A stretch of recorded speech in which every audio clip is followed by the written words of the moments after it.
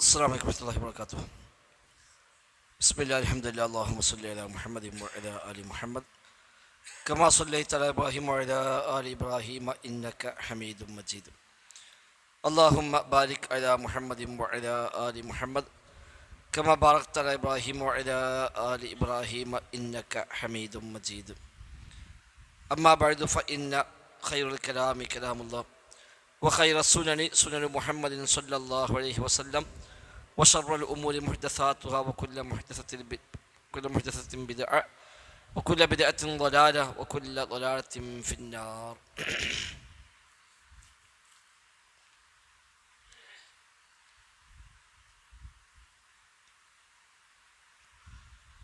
ബഹുമാന്യരായ സഹോദരന്മാരെ സഹോദരിമാരെ, റഹ്മാനായ റബ്ബ് സുബ്ഹാനഹു വ തആലയുടെ നിയമ നിർദ്ദേശങ്ങൾ കഴിവിൻ്റെ പരമാവധി ജീവിതത്തിൽ പാലിക്കാൻ പരിശ്രമിച്ചുകൊണ്ട് മുത്തഖീങ്ങളായി ജീവിക്കണേ എന്ന് പ്രത്യേകമായി ഓർമ്മപ്പെടുത്തുകയാണ്. റബ്ബ് സുബ്ഹാനഹു വ തആല നമുക്കെല്ലാം തൗഫീഖ് പ്രദാനം ചെയ്യുമാറാവട്ടെ.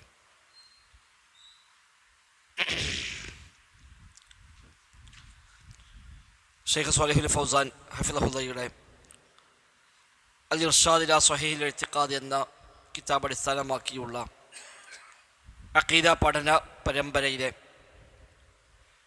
കഴിഞ്ഞ ക്ലാസ്സിൽ 4-ാമത്തെ ഭാഗമാണ് തുടങ്ങി വെച്ചത്. അശ്ശിർക്കു ഫി ത്വാഅ, അനുസരിക്കുന്ന കാര്യത്തിൽ വഴിപ്പെടുന്ന വിഷയത്തിലുള്ള ഷിർക്ക് എന്ന ബാബ് കുറച്ച് ഭാഗം നമ്മൾ വായിച്ചു. അതിൽ അള്ളാഹുവിൻ്റെ കൽപ്പനയ്ക്കെതിരായി പണ്ഡിതന്മാരെയും നേതാക്കളെയും അനുസരിക്കുന്ന കാര്യം പറഞ്ഞു. അതുപോലെ ഹറാം ഹലാലുകൾ നിശ്ചയിക്കാനുള്ള അധികാരം അവർക്ക് വകവെച്ചു കൊടുക്കുക വഴി അവരെ റബ്ബിന് തുല്യമാക്കലാണ് എന്നത് ആയത്തും ഹദീസും വെച്ചുകൊണ്ട് വിശദീകരിച്ചു. അതുപോലെ നേതാക്കന്മാർ, ഭരണാധികാരികൾ എന്നിവരൊക്കെ ശർഇനെതിരായി വിധിക്കുമ്പോൾ ആ വിധിയെ അംഗീകരിക്കുന്ന, തൃപ്തിപ്പെടുന്ന രീതികളെക്കുറിച്ച് പരാമർശിക്കുകയും ചെയ്തു. അബൂ ഹനീഫ ഇമാം റഹിമഹുല്ലാഹ് പറഞ്ഞ വാക്ക് നമ്മൾ വായിച്ചു. ഹദീസ് വന്നാൽ നാം അതിനെ പൂർണ്ണമായും അംഗീകരിക്കുന്നു. സ്വഹാബിമാർ പറഞ്ഞതായി കിട്ടിയാലും അതും പരിപൂർണമായും അംഗീകരിക്കുന്നു. താബിഈങ്ങളിൽ നിന്ന് റിപ്പോർട്ട് കിട്ടിയാൽ നാമും അവരും ഒരുപോലെയാകുന്നു എന്ന് അബൂ ഹനീഫ തങ്ങൾ പറഞ്ഞ വാക്ക് പറഞ്ഞു. അബൂ ഹനീഫ താബിഈയാണ്, ഗവേഷകനാണ്. അവിടെ അദ്ദേഹത്തെ പോലുള്ള ആളുകൾ ഉദ്ദേശിച്ചുകൊണ്ടാണ് അദ്ദേഹം അത് പറഞ്ഞത്.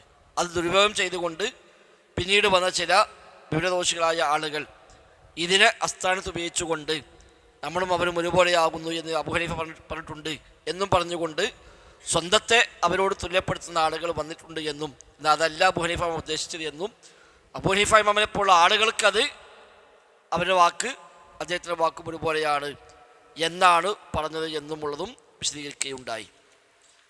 ഇനി വായിക്കാനുള്ളത് ഇതിൽ 70-ാമത്തെ പേജാണെന്ന് മനസ്സിലാക്കുന്നത്. വഖാല മാലിക് റഹിമഹുല്ലാഹ്, അതായിരിക്കും. അത് വായിച്ചിരുന്നോ?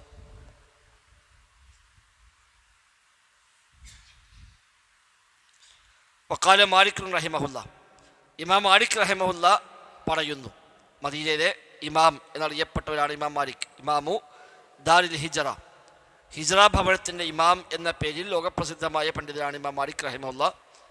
അദ്ദേഹം വലിയ ഹദീസ് പണ്ഡിതനും വലിയ കർമ്മശാസ്ത്ര പണ്ഡിതനുമാണ്.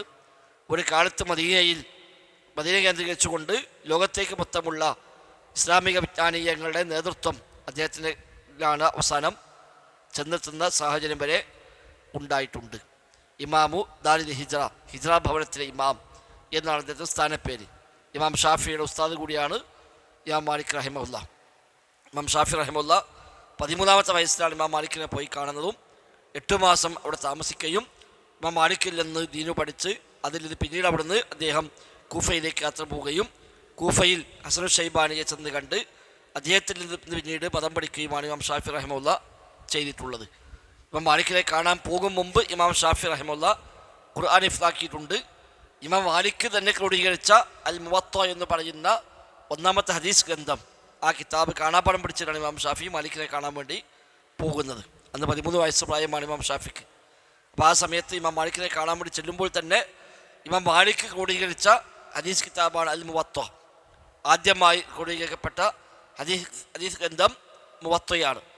ആ മുവത്തയിലെ മുഴുവൻ ഹദീസുകളും ഇഫ്ലാക്കിയിട്ടാണ് ഇമാം ഷാഫി റഹിമഹുല്ലാഹ് ഇമാം മാലിക്കിനടുത്തേക്ക് ശിഷ്യത്വം സ്വീകരിക്കാനായി ചെല്ലുന്നത്. അവിടെ വെച്ച് ഇമാം മാലിക്കിനെ പരിചയപ്പെട്ടു. അന്ന് 13 വയസ്സുള്ള കുട്ടികളെ ഇമാം മാലിക്കിൻ്റെ ദർസിൽ ചേർക്കലില്ല. ഇമാം മാലിക്കിൻ്റെ ദർസിലേക്ക് വലിയ വലിയ പണ്ഡിതന്മാരാണ് അന്ന് പഠിതാക്കളായി വന്നു ചേരുന്നതിന്. ലോകത്തിൻ്റെ പല ഭാഗത്തു നിന്നും പല രാജ്യങ്ങളിൽ നിന്നും ആളുകൾ വരും. വലിയ വലിയ അറിയപ്പെട്ട പണ്ഡിതന്മാരൊക്കെ അവിടെ വന്ന് അവിടെ മാസങ്ങൾ താമസിച്ച് അവിടുത്തെ ഹദീസുകൾ പഠിച്ച് ഫിഖ് പഠിച്ച് തിരിച്ചു പോകാറാണ് പതിവ്. അപ്പോൾ 13 വയസ്സുള്ള കുട്ടി ഒരിക്കലും അവിടെ സ്വീകരിക്കാറില്ല. ഇമാം ഷാഫിയുടെ അങ്ങേയറ്റത്തെ ആഗ്രഹമായിരുന്നു ഇമാം മാലിക്കിൻ്റെ ശിഷ്യനായി മാറണം എന്നുള്ളത്. അങ്ങനെയാണ് 13-ാം വയസ്സിൽ വരികയും ഇമാം മാലിക്കിൻ്റെ 1ാമത്തെ ദർസിൽ തന്നെ പങ്കെടുക്കുകയും അന്ന് ഇമാം മാലിക് പഠിപ്പിച്ച 25 ഹദീസുകൾ ആ സ്പോട്ടിൽ കാണാതെ പഠിക്കുകയും അത് അവിടെ തന്നെ ചൊല്ലിക്കൊടുക്കുകയും ചെയ്തു അദ്ദേഹം എന്നാണ്. അദ്ദേഹം മദീനത്തെത്തുമ്പോൾ അസ്ർ ജമാഅത്ത് നടക്കുകയാണ്.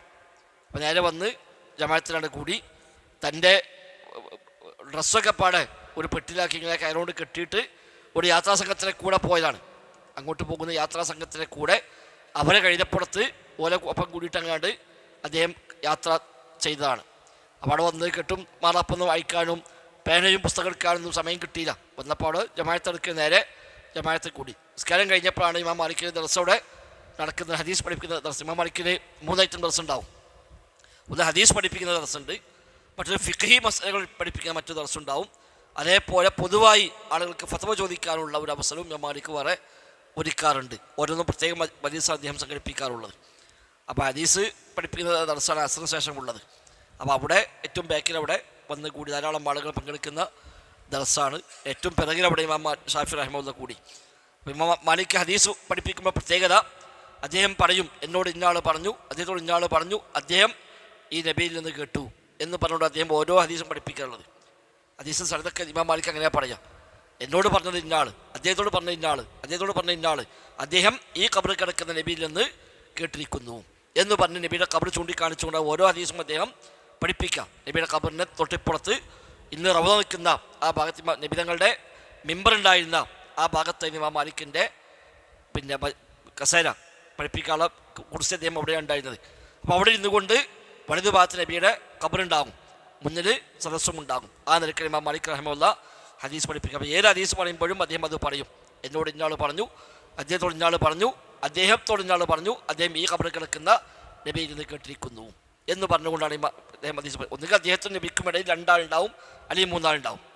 അത്രേ ഉള്ളൂ. ഇമാം മാലിക് റഹ്മത്തുള്ളാഹിയുടെയും നബിയുടെയും ഇടയിൽ ഒരു സ്വഹാബി, ഒരു താബിഈ, ഇതാണ് സാധാരണ ഉണ്ടാവുക. അദ്ദേഹം താബിഈയാണ്. അപ്പോൾ അദ്ദേഹത്തോട് പറഞ്ഞ താബിഈ ആ താബിയോട് പറഞ്ഞ സ്വഹാബി, ആ സ്വഹാബി നബീനെ കേട്ടു. അല്ലെങ്കിൽ ഇമാം മാലിക്കോട് പറഞ്ഞ താബിഈ, അദ്ദേഹത്തോട് പറഞ്ഞ താബിഈ, അദ്ദേഹത്തോട് പറഞ്ഞ സ്വഹാബി, പിന്നെ നബി. ഇപ്പോൾ 2 ആൾ 3 ആളാണ് ആ സ്ഥലത്തിലാകെ ഉണ്ടാവുള്ളൂ. അപ്പോൾ ഓരോ ഹദീസും അങ്ങനെയാണ് പറയുക. അപ്പോൾ എല്ലാവരും ഇങ്ങനെ ഇമാം മാലിക് പറഞ്ഞൊക്കെ എഴുതിയെടുക്കലുണ്ട്. ഇമാം മാലിക് റഹ്മത്തുള്ളാഹിയുടെ ദർസിൽ എഴുതാൻ പാടില്ല എന്നാണ്. ഇമാം മാലിക് ആദ്യകാലത്ത് എഴുതാൻ പാടില്ല എന്ന് കർശനമായി പറഞ്ഞിരുന്നു. അതേപോലെ എഴുതാൻ പാടില്ല, കേൾക്കണമൊക്കെ പഠിക്കണം എന്നറിയാം, എഴുതാൻ സമ്മതിക്കില്ല. അദ്ദേഹം പറഞ്ഞ അപ്പം സ്പോട്ടിൽ പഠിച്ചോളണം, അല്ലാതെ എഴുത്തിന് പരിപാടിയില്ല. അതാണ് ഇമാം മാലിക്കിൻ്റെ കർശനമായത്. എഴുതി അദ്ദേഹം ചീത്തറിഞ്ഞാണ്. പിന്നെ എല്ലാവരും പറഞ്ഞു, നിങ്ങൾക്ക് ഇഫ്താക്കണമാർ ഞങ്ങൾക്ക് ഇഫ്താക്കാൻ കഴിയില്ലല്ലോ, അതുകൊണ്ട് ഞങ്ങൾക്ക് നിങ്ങൾ അനുവാദം തന്നേ പറ്റുള്ളൂ എന്ന് പറഞ്ഞപ്പോൾ അദ്ദേഹം നല്ല മനസ്സോടെ പിന്നെ ഞങ്ങൾ എഴുതിക്കോളി എന്ന് പറയുകയും എഴുതിയിട്ട് നിങ്ങൾ പഠിക്കണം, പഠിച്ചു കഴിഞ്ഞാൽ വായിക്കണം എന്ന് പറയും. തൽക്കാലം എഴുതിയിട്ടത് കാണാപാഠം പഠിക്കുക, പഠിഞ്ഞു കഴിഞ്ഞാൽ പിന്നെ അത് എഴുത്തൊഴിവാക്കുക. അതെന്താ വെച്ചാൽ പിന്നെ മനസ്സുമോ വല്ലാതെ നോക്കൂല, എഴുത്തുമ്മ മാത്രം അവലംബിച്ച് പോകും. അപ്പോൾ ഇമാം ഷാഫിയോട് നിൽക്കുമ്പോൾ എല്ലാവരും എഴുതിയിട്ടുണ്ട്, തനിക്ക് എഴുതാനാണെങ്കിൽ പെന്നും പേപ്പറൊക്കെ ഉണ്ട്, പക്ഷെ അത് പെട്ടിയിലാണ്, എടുക്കാൻ പറ്റിയിട്ടില്ല. പെട്ടി കയറുകൊണ്ട് കെട്ടിയിട്ട് കഴുതപ്പുറത്തോ ഒട്ടകപ്പുറത്തോ വെച്ച് കെട്ടിയിട്ട് നിസ്കരിക്കാൻ പോകുന്നതല്ലേ, അപ്പോൾ പോയി എടുത്താനുള്ള പറ്റൂല. അപ്പോൾ അവിടെ അങ്ങനെ ഇരുന്നിട്ട് അത് കഴിഞ്ഞപ്പോൾ എന്താ ചെയ്യുക? അപ്പോൾ അദ്ദേഹം ഇങ്ങനെ കയ്യും അങ്ങനെ തുപ്പലാക്കിയിട്ട് ഇങ്ങനെ എഴുതിയതാണ്. ഇമാം മാലിക് ഇങ്ങനെ പറയുമ്പോൾ കൈ ഇങ്ങനെ നനക്കും, ഇങ്ങനെ കയ്യും അങ്ങനെ എഴുതും, ഇങ്ങനെ കാണാൻ പഠിക്കും ചെയ്യും. അപ്പോൾ ഇമാം മാലിക് ഇങ്ങനെ നോക്കുകയാണ്, ഒരു കുടുത്തം കെട്ട ചെക്കൻ്റെ അവിടെ ഇങ്ങനെ ബാക്കിൽ ഇങ്ങനെ തുപ്പലം കൊണ്ട് കളിക്കുകയാണ്. ഇവിടെ ഇങ്ങനെ ഹദീസ് പഠിപ്പിക്കുമ്പോൾ അപ്പോൾ അവിടെ നോട്ട് വെച്ചു പോലെ ഇമാം മാലിക്കിൻ്റെ ഹദീസ് ക്ലാസ്സിൽ അനങ്ങാൻ പാടില്ല എന്നാണ്. ഇമാം മാലിക്കിൻ്റെ ഹദീസ് ക്ലാസ് വെക്കുമ്പോൾ അവിടെ അപ്പുറത്തൊരു ജയിലുണ്ടായിരുന്നു. എന്തെങ്കിലും ചെയ്താൽ അവനെ പിടിച്ചാൽ ജയിലിടും, ഞാൻ അവിടെ കയറി ക്ലാസ് കഴിയോളം. അത്ര കണിശമായി ഇമാം മാലിക് റഹ്മത്തുള്ളാഹി. അദ്ദേഹം കുളിച്ച് പുതിയ വസ്ത്രം ധരിച്ച് നല്ല തലപ്പാവ് ധരിച്ച് സുഗന്ധം ഉപയോഗിച്ച് വന്നിരുന്നിട്ട് ഹദീസ് പഠിപ്പിക്കുള്ളൂ. അദ്ദേഹം പറഞ്ഞ കാരണം ഹദീസിന് ബഹുമാനമുണ്ട്, എന്നെക്കൊണ്ട് ആ ബഹുമാനം നഷ്ടപ്പെടാൻ പാടില്ല എന്നാണ്. നബിതങ്ങളുടെ ഹദീസിന് ബഹുമാനമുണ്ട്, എന്നെക്കൊണ്ട് ആ ബഹുമാനം കുറയാൻ പാടില്ല. അപ്പോൾ ഹദീസിനെ അത്രയും ബഹുമാനിച്ചുകൊണ്ട് അദ്ദേഹം അങ്ങനെയാണ് പഠിപ്പിക്കാറുള്ളത്. അപ്പോൾ ഒരു അനാവശ്യമോ സംസാരങ്ങളോ ഒന്നും അദ്ദേഹം അനുവദിക്കില്ല. അപ്പോഴാണ് ഒരുത്തനവിടെ ഇങ്ങനെ തുപ്പരം കൊണ്ട് കളിക്കണത്. അപ്പോൾ കഴിഞ്ഞേക്ക് കൊനെ പിടിച്ചു. എന്താണ് ക്ലാസ് എടുക്കുമ്പോൾ അതപകേട്, നബിയുടെ ഹദീസ് പഠിപ്പിക്കുമ്പോഴാണോ എൻ്റെ ഈ വക വിക്രസ്? അപ്പോൾ എവിടുന്ന് വന്ന ആരായിച്ചു? അപ്പോൾ ഞാൻ മക്കത്തുനിന്ന് വരികയാണ്. ഏതാ കുടുംബം എന്ന് ചോദിച്ചു. ഞാൻ ഖുറൈശിയാണ്. അപ്പം പിന്നൊരു സാധാരണക്കാരല്ല മനസ്സിലായി. ഖുറൈശി പറയുമ്പോൾ ഒരു സ്പെഷ്യലാണല്ലോ. അപ്പോൾ എന്താ എനിക്ക് ക്ലാസ്സിൽ പോകുമ്പോൾ പണി അയച്ചു. അപ്പം ഞാൻ ഒന്നും അതപകേട് കാണിച്ചിട്ടില്ലായിരുന്നു. എന്താ നിങ്ങൾ കളിക്കാണ്ടല്ലോ, അത് ഞാൻ എഴുതിച്ചതാണ്, പെണ്ണില്ലാത്തതുകൊണ്ട് ഇങ്ങനെയൊക്കെ ഇഫ്താക്കാൻ എളുപ്പമുണ്ട് കാരണം. നിനക്ക് ഇഫ്ലായി ചോദിച്ചാൽ ഇഫ്ലായി എന്നാ പറയാറുണ്ട്. അപ്പോൾ അന്നത്തെ ദർസ് 25 ഹദീസാണ് പഠിപ്പിച്ചത്. ആ 25 ഹദീസും സനദ് അടക്കം ഇമാം ഷാഫിയോട് പറഞ്ഞു കൊടുത്തു. നിങ്ങൾ ആദ്യം ഒന്നാമത്തെ ഹദീസ് പറഞ്ഞ ഇതാണ്, ആ ഹദീസ് ഇങ്ങോട്ട് പറഞ്ഞ ഇന്നാൾ, അദ്ദേഹത്തോട് പറഞ്ഞ ഇന്നാൾ അദ്ദേഹം നബീനെ കേട്ടു. രണ്ടാമത് നിങ്ങൾ പറഞ്ഞ ഹദീസ് ഇതാണ്, അതിന് ഇങ്ങോട്ട് പറഞ്ഞത് ഇന്നാൾ, അദ്ദേഹത്തോട് പറഞ്ഞ ഇന്നാൾ അദ്ദേഹം നബീനെ കേട്ടു. ഇങ്ങനെ 25 ഹദീസോട് പറഞ്ഞു കൊടുത്തു. അപ്പോഴാണ് ഇമാം മാലിക്കിന് ഇവർ സാധാരണക്കാരല്ല എന്ന് മനസ്സിലായത്. അപ്പോൾ പരി പോവാറ് നേരെ വീട്ടിൽ കണ്ട് കൊണ്ടുപോയി. എന്താ ഞാൻ പഠിച്ചൊക്കെ ചോദിച്ചാൽ ഞാൻ ഖുർആൻ ഇഫ്ലാക്കിയിട്ടുണ്ട് എന്നാൽ ഓതുകാരൻ. അപ്പോൾ ചോദിച്ചിരുന്നൊക്കെ ഓതി കൊടുത്തു. വേറെ ഓരോ പഠിച്ചൊക്കെ ചോദിച്ചു. പഠിച്ചിട്ടുണ്ട്, നിങ്ങളെ എഴുതിയ മുവത്ത ഇഫ്ലാണ് പറഞ്ഞു. അപ്പോൾ മുവത്ത ഇഫ്ലോ ചെല്ലാൻ പറഞ്ഞു. പല ഭാഗത്തും അതീ ചോദിച്ചൊക്കെ എല്ലാം പറഞ്ഞു കൊടുത്തു. അപ്പോൾ മാലിക്ക് പറഞ്ഞു, നിൻ്റെ കൽബിൽ അല്ലാഹു തആല ഒരു വെളിച്ചം കത്തിച്ച് വെച്ചിട്ടുണ്ട് എന്ന് ഞാൻ മനസ്സിലാക്കുന്നു. ഇനി പാപങ്ങൾ ചെയ്തുകൊണ്ട് നീ അത് കെടുത്തിക്കളയാൻ പാടില്ല. തൽക്കാലം എൻ്റെ വീട്ടിൽ താമസിച്ചു പറഞ്ഞു. ഞാൻ ഇമാം മാലിക്കിൻ്റെ വീട്ടിലാണ് അദ്ദേഹം താമസിച്ചത്. 8 മാസം ഇമാം മാലിക്കിൻ്റെ വീട്ടിൽ താമസിച്ചുകൊണ്ടാണ് അദ്ദേഹം പിന്നെ ദീന് പഠിച്ച. ആ 8 മാസം കൊണ്ട് ഏറ്റവും അഗ്രഗണ്യനായ നല്ലൊരു വിദ്യാർത്ഥിയായി അവിടുന്ന് പഠിച്ചു കഴിഞ്ഞു. എന്നിട്ട് പിന്നെ അവിടുന്ന് പിന്നെ അദ്ദേഹം ഇറാഖിലേക്ക് പോവുകയാണ് ചെയ്യുന്നത്. ഇറാഖിൽ നിന്ന് വന്ന ഹജ്ജ് സംഘം ഉണ്ടായിരുന്നു. ഈ ഹജ്ജ് സംഘത്തെ പരിചയപ്പെട്ട അപ്പോൾ അവരോട് ചോദിച്ചു, നിങ്ങളുടെ നാട്ടിലാരാണ് ഏറ്റവും വലിയ ഉസ്താദ് ഉള്ളത്? അപ്പോൾ അവിടെ ഹസൻ ഷൈബാനി ജീവിച്ചിരിപ്പുണ്ട്. അബൂ ഹനീഫ ഇമാമിൻ്റെ ഏറ്റവും അടുത്ത കൂട്ടുകാരനും ഏറ്റവും അടുത്ത ശിഷ്യനുമാണ് ഹസൻ ഷൈബാനി. അപ്പോൾ ഷൈബാനി ജീവിച്ചിരിപ്പുണ്ട് ആണ്. അപ്പോൾ ഒരു ആഗ്രഹം, ഷൈബാനിയെ പോയി കണ്ട് ഷൈബാനിയിൽ നിന്ന് ദീന് പഠിച്ചാലോ. അപ്പോൾ ഇമാം മാലിക് സമ്മതം ചോദിച്ചു. അങ്ങനെ പിന്നെ കൂഫയിൽ പോട്ടെ, ഷൈബാനിയെ കണ്ട് അവിടുന്ന് കുറച്ച് പഠിക്കണമെന്നുണ്ട്. അപ്പോൾ ഇക്കോ സമ്മതം കൊടുത്തു. അങ്ങനെയാണ് ഇമാം ഷാഫി പിന്നെ കൂഫയിലേക്ക് പോകുന്നത്. അപ്പോൾ ആ ഇമാം മാലിക് റഹിമഹുല്ല അദ്ദേഹം പറയുന്നു, ഖാദിർ ഇമാം മാലിക് റഹിമഹുല്ല പറയുന്നു, കുല്ലുനാ റാദ്ദുൻ വമർദൂദുൻ അലൈഹി ഇല്ലാ സാഹിബ് ഹാദൽ ഖബർ. കുല്ലുന നമ്മളെല്ലാവരും റാദ്ദുൻ തള്ളിക്കളയുന്നവരാണ്, വമർദൂദുൻ അലൈഹി തള്ളപ്പെടേണ്ടവരുമാണ്. നമ്മൾ ആരും പറഞ്ഞാൽ എല്ലാം എടുക്കേണ്ട ആവശ്യമില്ല അർത്ഥം. നമ്മൾ ആര് പറഞ്ഞാലും അതിന് തള്ളേണ്ടതുമുണ്ടാകും, തള്ളാതെ സ്വീകരിക്കാൻ പറ്റുന്നതുമുണ്ടാകും എന്നർത്ഥം. ഇല്ലാ സാഹിബ് ഹാദൽ ഖബർ, ഈ ഖബറിൽ കിടക്കുന്ന ആളുടേതൊഴികെ. അഥവാ യഅ്നി റസൂലുള്ളാഹി സ്വല്ലല്ലാഹു അലൈഹി വസല്ലം നബിയുടെ ഖബറിലേക്ക് ചൂണ്ടിക്കാണിച്ചു അദ്ദേഹം പറയാണ്, ഈ ഖബറിൽ കിടക്കുന്ന നബിയല്ലാത്ത മറ്റാര് പറഞ്ഞാലും അതിൽ തള്ളേണ്ടതുമുണ്ടാകും, അല്ലാത്തതുമുണ്ട്. നമ്മളൊക്കെ തള്ളുന്നവരാണ്, തള്ളപ്പെടുന്നവരുമാണ്. നമ്മളെയും തള്ളും, നമ്മളും തള്ളും. ഇല്ലാ സാഹിബ് ഹാദൽ ഖബർ, ഈ ഖബറിൽ കിടക്കുന്ന ആളുടേത് ഒഴിച്ച്. അപ്പോൾ എല്ലാം സ്വീകരിക്കാൻ പറ്റുന്ന ഒരാളുണ്ടെങ്കിൽ അത് റസൂലുള്ളാഹി സ്വല്ലല്ലാഹു അലൈഹി വസല്ലം തങ്ങൾ മാത്രമാണ്. മറ്റാരായാലും ശരി, എത്ര വലിയ ആളായിക്കോട്ടെ, അദ്ദേഹം പറഞ്ഞ എല്ലാം സ്വീകരിക്കാൻ പറ്റിയത് ആവുകയില്ല എന്നർത്ഥം. ഖാദിർ ഇമാം ഷാഫി റഹിമഹുല്ല പറയുന്നു, ഇമാം മാലിക്കിൻ്റെ നേരത്തെ പറഞ്ഞ ശിഷ്യൻ ആണ് ഇമാം ഷാഫി റഹിമഹുല്ല. അദ്ദേഹം പറയുന്നു, ഇദാ സ്വഹൽ ഹദീസു ഫഹുവ മദ്ഹബി. ഇദാ സ്വഹൽ ഹദീസ്, ഒരു ഹദീസ് സ്വഹീഹായാൽ ഫഹുവ മദ്ഹബി, അതാകുന്നു എൻ്റെ മദ്ഹബ്. അഥവാ പിന്നെ അതിനപ്പുറത്തേക്ക് വർത്താനില്ല അർത്ഥം. ഹദീസ് സ്വഹീഹ് വന്നാൽ പിന്നെ അതിനപ്പുറത്തിന് വേറെ വർത്തമാനമില്ല. ഈ വിഷയത്തിൽ ഏറ്റവും അധികം ഇത്തരം കാര്യങ്ങൾ പറഞ്ഞ ഇമാം ഷാഫി റഹ്മത്തുള്ളാഹിയാണ്. അദ്ദേഹത്തോട് ഒരു വിഷയം ചോദിച്ചപ്പോൾ അദ്ദേഹം ഹദീസ് പറഞ്ഞെടുത്തു. അപ്പോൾ ചോദിച്ചു, നിങ്ങൾ ഹദീസ് പ്രകാരം പറയുന്നുണ്ടോ ചോദിച്ചു. അദ്ദേഹം ദേഷ്യപ്പെട്ടു, എന്താണ് വിചാരിച്ചത്? നബി തങ്ങൾ ഹദീസ് ഞാൻ ഉദ്ധരിക്കുക, പിന്നെ ആ ഹദീസ് ഞാൻ പറയാതിരിക്കുകയോ? എന്താ ഞാനൊരു ചർച്ചിൽ നിന്നാണ് ഇറങ്ങി വരുന്നത്, നീ എന്താ എന്നെ പറ്റി വിചാരിച്ചത് എന്ന് ചോദിച്ചുകൊണ്ട് ഇമാം ഷാഫി ദേഷ്യപ്പെട്ടതാണ്. കാരണം ഹദീസ് പറഞ്ഞാൽ പിന്നെ അത് പ്രകാരം പറയുന്നുണ്ടോ എന്ന് ചോദിക്കേണ്ട കാര്യമില്ല, അത് പറയുന്നുള്ളത് നിർബന്ധമാണ്. അപ്പം ഹദീസ് വന്നാൽ ഫഹുവ മദ്ഹബി, അതാകുന്നു എൻ്റെ മദ്ഹബ്.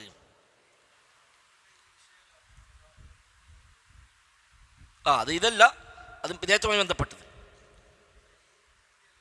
അത് ഈ വാചകമല്ല, അവിടെ ചോദിച്ചത് വിദേഹത്തുമായി ബന്ധപ്പെട്ടാണ്. ഇസ്ലാമിൽ വിദേഹത്ത് ഉണ്ടാക്കി കഴിഞ്ഞാൽ നിബിധങ്ങൾ വഞ്ചന കാണിച്ചു എന്നാണ് വാദിക്കുന്നത് എന്ന് ഇമാം മാലിക് റഹ്മത്തുള്ളാഹി പറഞ്ഞ വാചകമാണ് അവിടെ ചോദ്യമായി വന്നത്.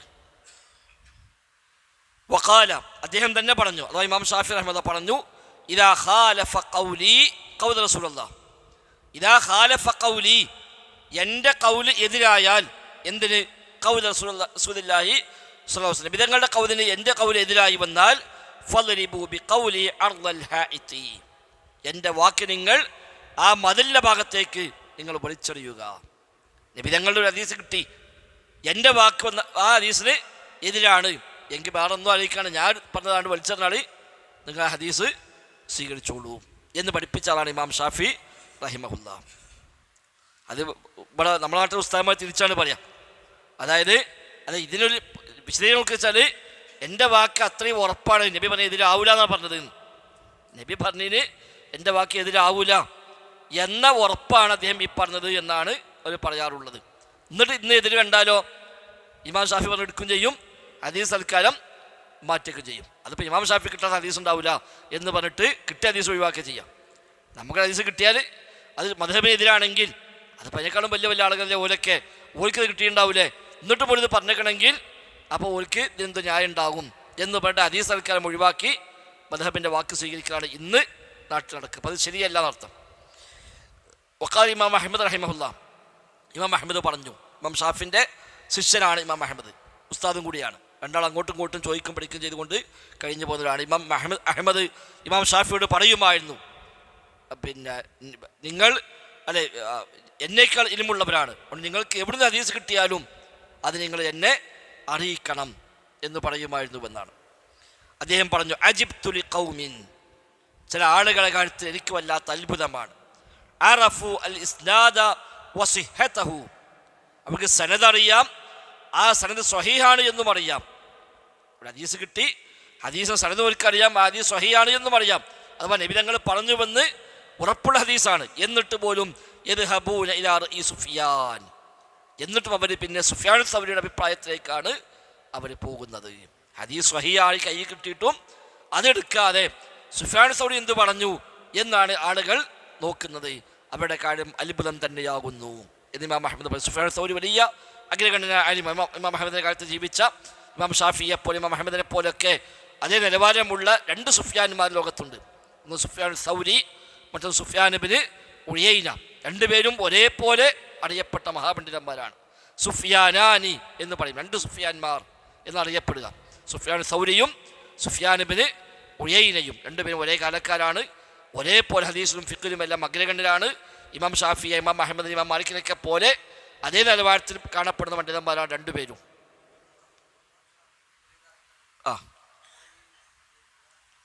അപ്പോഴേക്കും ഇമാം ഷാഫി മരിച്ചുപോയി. ഇമാം ഷാഫി 204 മരിച്ചു. 204 ഇമാം ഷാഫി മരിച്ചു. 245 ഇമാം അഹ്മദ് മരിക്കുന്നത്. ഇമാം ഷാഫിക്ക് ശേഷം 40 കൊല്ലം ഇമാം അഹ്മദ് ജീവിക്കുന്നുണ്ട്. പ്രായം ഒരുപാട് വ്യത്യാസമുണ്ട്. ഇമാം ഷാഫി ജനിച്ചത് ഫലസ്തീന ഗസയിലാണ്. ഗസയാണ് അസ്വലി നാട്. 2-ാം വയസ്സിൽ കുടുംബം അവിടുന്ന് പിന്നെ മിസ്രിലേക്ക് പലായനം ചെയ്തു.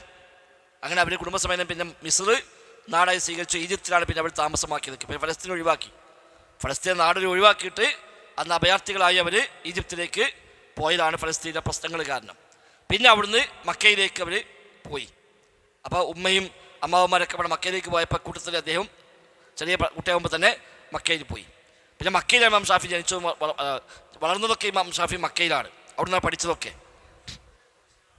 ഇത് ഖുറൈശിയാണ്, ഖുറൈശി കുടുംബമാണ്. അസുരി പക്ഷപ്പെടുത്ത് പോയതായിരിക്കാം. അങ്ങനെ അദ്ദേഹം മക്കയിലാണ് പിന്നീട് ആദ്യകാലം കഴിച്ചു കൂട്ടിയത്. ഖുർആൻ ഹിഫ്ളാക്കിയത് മക്കയിൽ നിന്നാണ്. ആദ്യ പാഠങ്ങളൊക്കെ പഠിച്ച് മക്കയിൽ നിന്നാണ്. അറബി ഭാഷയിലെ ഏറ്റവും ശുദ്ധമായ ഭാഷ കിട്ടാൻ വേണ്ടി ശുദ്ധ അറബി സംസാരിക്കുന്ന ഗോത്രക്കാർക്കിടയിൽ അദ്ദേഹം 2 കൊല്ലം പോയി താമസിച്ചതാണ്. അറബി പല അറബി ഉണ്ടാവും, മലയാളം പല മലയാളം ഉണ്ടല്ലോ. മലപ്പുറക്കാർ ശുദ്ധ മലയാളം വേറെയൊക്കെ അറിയില്ല. അപ്പോൾ എന്ന് പറഞ്ഞ പോലെ അവിടെ ശുദ്ധ അറബി പറയുന്ന ഗോത്രങ്ങളുണ്ട്. ആ ഗോത്രങ്ങൾക്കിടയിൽ പോയിട്ട് ഇമാം ഷാഫി 2 കൊല്ലം താമസിച്ചു ശുദ്ധ അറബി പഠിക്കാൻ വേണ്ടി. പിന്നെയാണ് അവിടുന്ന് മദീനത്തേക്ക് പഠിക്കാൻ വേണ്ടി പോണത്. അവിടുന്ന് കൂഫയിലേക്ക് അങ്ങനെ വ്യത്യസ്തമായ നാടുകൾ കറങ്ങി പിന്നെ തിരിച്ചദ്ദേഹം ഈജിപ്തിലേക്ക് പോയി. പിന്നെ ഈജിപ്ത് ആ നാട്, ഈജിപ്തിലേക്ക് പോയി അവിടെ കഴിച്ചു കൂട്ടി കുറേ യാത്രകൾ ചെയ്തൊക്കെ ഈജിപ്തിൽ നിന്നുകൊണ്ടാണ് പിന്നെ യാത്രകളൊക്കെ ചെയ്തത്. ആ യാത്ര കഴിയും തിരിച്ച് ഈജിപ്തിലേക്ക് വരും. അങ്ങനെ 49 വയസ്സ് വരെ അദ്ദേഹം ധാരാളമായി യാത്രകൾ ചെയ്തു. ഒരുപാട് പ്രദേശങ്ങൾ ഹദീസ് തേടി ഫിഖ് തേടി അദ്ദേഹം പോയി. തിരിച്ച് 49-ാമത്തെ വയസ്സത്തിൽ തിരിച്ച് ഈജിപ്തിലേക്ക് എത്തി. അപ്പോഴേക്ക് അദ്ദേഹത്തിന് പൈൽസിന് രോഗം വരികയും പിന്നെ യാത്ര ചെയ്യാൻ കഴിയാത്ത സാഹചര്യം എത്തുകയും ചെയ്തു. പൈൽസ് വന്ന് ധാരാളമായി രക്തം പോയി, ശരീരമാകെ ക്ഷീണിച്ച് യാത്രയൊന്നും ചെയ്യാൻ കഴിയാത്ത സാഹചര്യത്തിലേക്ക് അദ്ദേഹം എത്തി 49-ാമത്തെ വയസ്സിൽ. പിന്നെ അദ്ദേഹം യാത്ര പോയിട്ടില്ല. പിന്നെ അദ്ദേഹം 5 കൊല്ലം ഈജിപ്തിൽ തന്നെ കൂടി ആ 5 കൊല്ലമാണ് ഏറ്റവും അധികം കിതാബുകൾ എഴുതിയത്. യാത്ര പോകാൻ കഴിയാതായപ്പോൾ അവിടെ ഇരുന്നുകൊണ്ട് ഒരുപാട് കിതാബ് എഴുതിയ അദ്ദേഹം ആ കാലത്താണ്. അദ്ദേഹം അക്കാലത്ത് പറഞ്ഞ അഭിപ്രായങ്ങളാണ് പുതിയ അഭിപ്രായങ്ങൾ എന്ന് പറയുന്ന അൽ ഖൗലുൽ ജദീദ്. ഷാഫി മദ്ഹബിൽ മിക്കവാറും വിഷയത്തിൽ 2 അഭിപ്രായം ഉണ്ടാവും, പഴയ അഭിപ്രായം പുതിയ അഭിപ്രായം. പഴയ അഭിപ്രായം 49 വയസ്സ് വരെ പറഞ്ഞ അഭിപ്രായമാണ്. ശേഷമുള്ള 5 കൊല്ലം പറഞ്ഞതാണ് പുതിയ അഭിപ്രായം. 54-ാമത്തെ വയസ്സ് അദ്ദേഹം മരണപ്പെടുകയും ചെയ്തു. ഈജിപ്തിൽ വെച്ച് മരണപ്പെട്ടു. ഈജിപ്തിൽ തന്നെയാണ് അദ്ദേഹത്തെ മറമാടപ്പെടുകയും ചെയ്തിരിക്കുന്നത്. ഇമാം അഹ്മദ് പറഞ്ഞിരുന്നു, ചില ആളുകളുടെ കാര്യം വല്ലാത്ത അത്ഭുതമാണ്. അവർക്ക് ഹദീസ് അറിയാം, സനദ് അറിയാം, സ്വഹീഹാണെന്നറിയാം, എന്നിട്ടും അവർ സുഫ്യാൻ സൗരിയുടെ അഭിപ്രായത്തിലേക്കാണ് പിന്നീട് അവർ പോകുന്നത്. വല്ലാഹു തആല യഖൂൽ, എന്ന അല്ലാഹു തആല പറയുന്നു, ഫൽയഹ്ദരില്ലദീന യുഖാലിഫൂന അൻ അംരിഹി അൻ തുസീബഹും ഫിത്ന ഔ യുസീബഹും അദാബുൻ അലീം.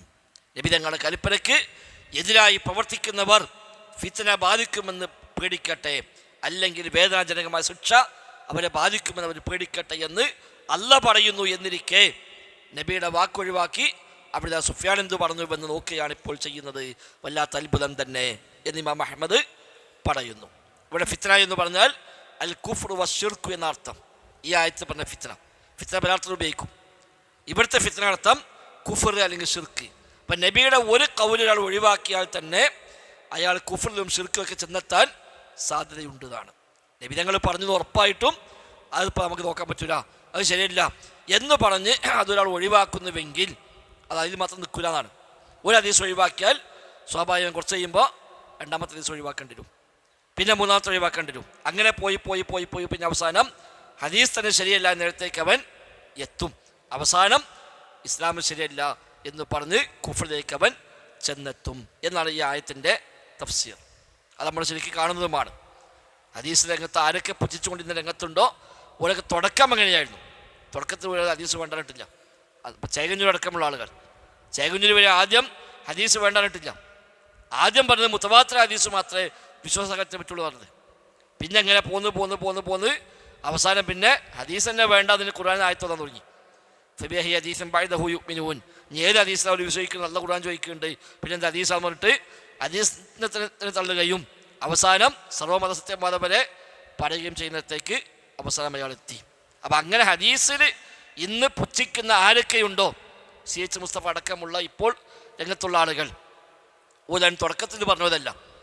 പിന്നെ അങ്ങനെ കാലം മുന്നോട്ട് പോകും തോറും ഹദീസ് എന്നത് ഒരു പുച്ഛമായി മാറുകയാണ് പിന്നീട് ഉണ്ടായത്. അപ്പം ഹദീസ് നിഷേധിക്കുക എന്ന് പറഞ്ഞാൽ ഒറ്റ ഹദീസ് നിഷേധിച്ചാൽ തന്നെ മതി. അത് പരിണിത ഫലം ഒരു 5 കൊല്ലം 10 കൊല്ലം കഴിയുമ്പോൾ ഒരുപാട് ദൂരത്തേക്ക് അവൻ എത്തിയിട്ടുണ്ടാകും. അതാണ് ഈ ആയത്തിൻ്റെ തഫ്സീർ.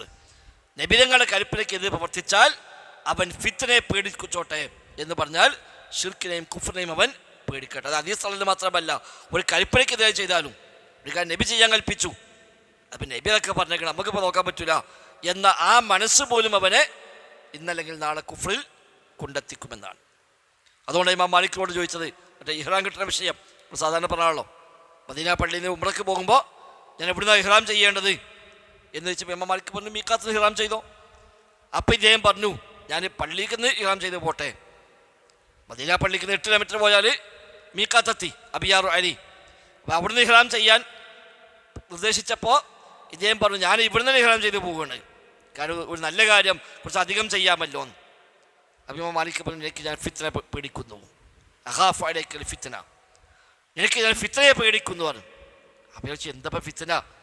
ഏതാനും മൈലുകൾ അധികം ഒരു നല്ല കാര്യം ചെയ്യല്ലേ, 8 കിലോമീറ്റർ അപ്പുറത്തുനിന്ന് ഇഹ്റാം ചെയ്യേണ്ടത് ഇവിടുന്ന് ഇഹ്റാം ചെയ്ത് പോയാൽ നല്ല കാര്യമല്ലേ? അപ്പം അദ്ദേഹം പറഞ്ഞു, നബിതങ്ങൾ ഒരു സ്ഥലം നിശ്ചയിക്കുക, ഇത് എനിക്ക് തോന്നുക അതിനേക്കാളും നല്ലത് കുറച്ച് ഇപ്പുറത്തുനിന്ന് തോന്നുക, ഇതേക്കാളും വലിയ ഫിത്ന മറ്റെന്താ ഉള്ളത് എന്ന് ചോദിച്ചാൽ ഈ ആയത്ത് അദ്ദേഹം ഓതി കൊടുത്തതാണ്.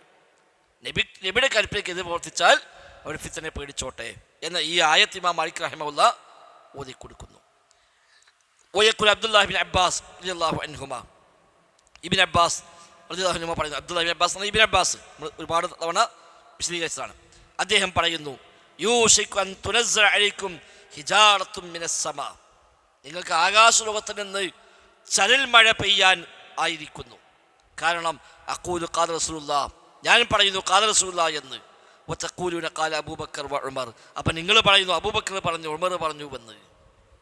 ഞാൻ പറയാ ഖാല റസൂലുള്ളാഹ്, അത് എതിർക്കാൻ വേണ്ടി നിങ്ങൾ പറയാ കാല അബൂബക്കർ കാല ഉമർ, ഇതാണ് നിങ്ങളുടെ നിലപാടെങ്കിൽ ആകാശത്ത് നിന്ന് കല്ലുകൾ പെയ്യാൻ സമയമായിരിക്കുന്നു എന്ന് ഇബ്നു അബ്ബാസ് പറഞ്ഞു. ഇതൊരു സംഭവവുമായി ബന്ധപ്പെട്ടാണ്.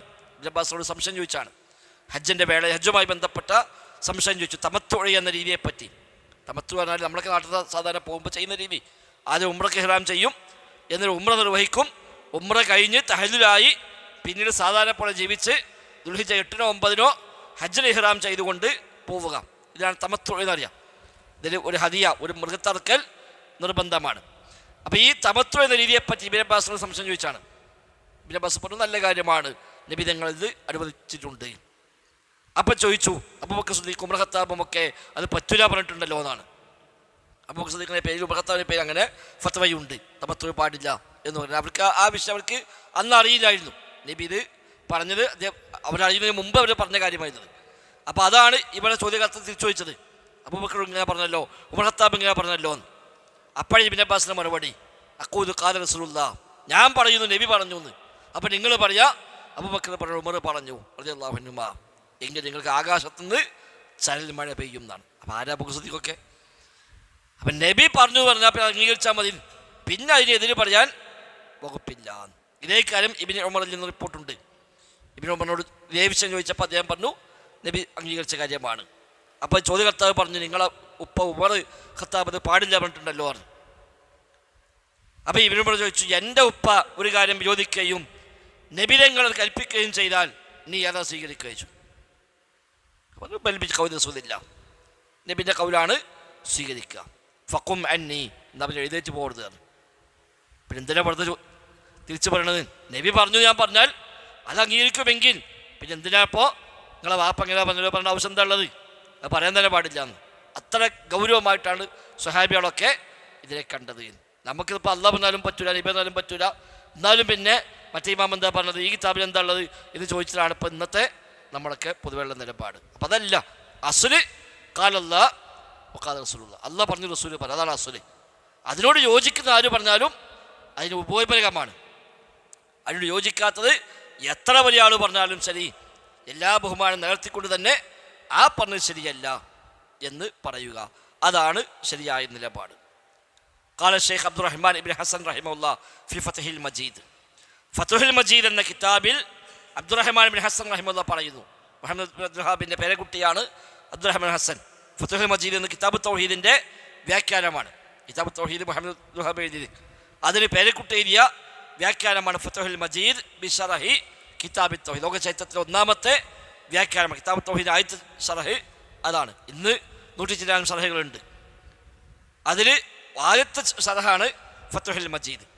ആ ഫത്ഹുൽ മജീദ് അദ്ദേഹം പറയുന്നു ഫൽ വാജിബു അലാ കുല്ലി മുകല്ലഫിൻ, മതനിയമങ്ങൾ ബാധകമാകുന്ന എല്ലാവർക്കും നിർബന്ധമാണ്. ഇദാ ബലഗഹു ദലീലു മിൻ കിതാബില്ലാഹി വസുന്നത്തി റസൂലിഹി, അള്ളാഹിൻ്റെ കിതാബിൽ നിന്നും നബിയുടെ സുന്നത്തിൽ നിന്നും തെളിവ് കിട്ടിയാൽ, വഫഹിമ മഅനാ ദാലിക, അതിൽ ആശയം മനസ്സിലാവുകയും ചെയ്താൽ, അയ്യൻതഹിയ ഇലൈഹി വയഅമല ബിഹി, അതിലേക്ക് ചെന്നെത്തലും അത് പ്രകാരം അമൽ ചെയ്യലും അവൻ നിർബന്ധമാകുന്നു. ഒരു ആയത്ത് കിട്ടി, ഒരു ഹദീസ് കിട്ടി, അതിന് അർത്ഥം മനസ്സിലായി, എന്നാ ഇനി പാടുന്നു നോക്കാനില്ല. ഈ ആയത്തിന് ആശയം എന്താണ്, ഈ ഹദീസിന് ആശയം എന്താണ് എന്ന് ശരിയാൻ വണ്ണം ഒരാൾക്ക് മനസ്സിലായി കഴിഞ്ഞാൽ പിന്നെ ഇനി പാടൊന്നുമില്ല, അത് പ്രകാരം നമ്മൾ ചെയ്യുക. ചിലപ്പോൾ ഹദീസ് കിട്ടി, ഉദ്ദേശം നമുക്കറിയില്ല, നിർവാഹമില്ല, ചോദിച്ച് പഠിക്കേണ്ടി വരും. ഉദ്ദേശം അങ്ങനെ തന്നെയാണോ, ആ ഹദീസ് സ്വഹിയാണോ, അല്ലെങ്കിൽ ഹദീസിൻ്റെ ഹുക്മപ്പെടുന്ന ബാധകമാണോ, അത് മൻസൂഖാണോ, അതൊന്നും അറിയില്ലെങ്കിൽ പിന്നെ ഓക്കെ, ഇതെല്ലാം കൃത്യമായി ബോധ്യമായി എങ്കിൽ അവന് വാജിബാണ് അത് പ്രകാരം അമൽ ചെയ്യുക. വൈൻ ഖാലഫഹു മൻ ഖാലഫഹു, എതിരാകുന്ന ആരൊക്കെ അതിന് എതിര് പറഞ്ഞാലും ശരി. ആ ഹദീസിന് എതിരായി പലരും പറഞ്ഞിട്ടുണ്ട്. അപ്പം അവരൊക്കെ പറഞ്ഞില്ലേ, അവർക്കൊന്നും ഹദീസ് മനസ്സിലായില്ലേ, അത് ചോദിക്കാൻ പാടില്ല എന്നാണ്. അവർക്കൊന്നും ഹദീസ് മനസ്സിലായിട്ടില്ലെന്ന് ചോദ്യമില്ല. ഹദീസ് കിട്ടി, സ്വഹിയാണ്, അതിന് ശരിയായ ആശയം മനസ്സിലാവുകയും ചെയ്തു എങ്കിലും ഇനി അത് എതിര് വേറൊരാൾ പറഞ്ഞിട്ടുണ്ടെങ്കിലോ അവർക്ക് എന്തെങ്കിലും ന്യായമുണ്ടാവാം എന്ന് വിചാരിക്കാം. അല്ലാതെ അവർ പറഞ്ഞല്ലോ എന്ന് കരുതി ഹദീസ് ഒഴിവാക്കാൻ പറ്റില്ല. ഹദീസ് ഉണ്ടെന്ന് കരുതി അവർ പറഞ്ഞതിനെ ഒഴിവാക്കുകയാണ് വേണ്ടത്. കാരണം ഏതാ വലുത് വെച്ചാൽ ഹദീസാണ് വലുത്. അപ്പം ഇനി അപ്പം ഇമാം ഷാഫി അങ്ങനെ പറഞ്ഞില്ലേ, ഇമാം മാലിക് അങ്ങനെ പറഞ്ഞില്ലേ, പറഞ്ഞിട്ടുണ്ട്, ശരിയാണ്, അപ്പം എന്താ ചെയ്യുക? അവർ തൽക്കാലം മാറ്റി വെക്കുന്നു, ഹദീസ് സ്വീകരിക്കുന്നു. അപ്പം അവരെന്ത് അങ്ങനെ പറഞ്ഞു? അല്ലാഹു അഅലം. നമുക്ക് അന്വേഷിക്കാൻ പഠിക്കാം, അത് വേറെ കാര്യം.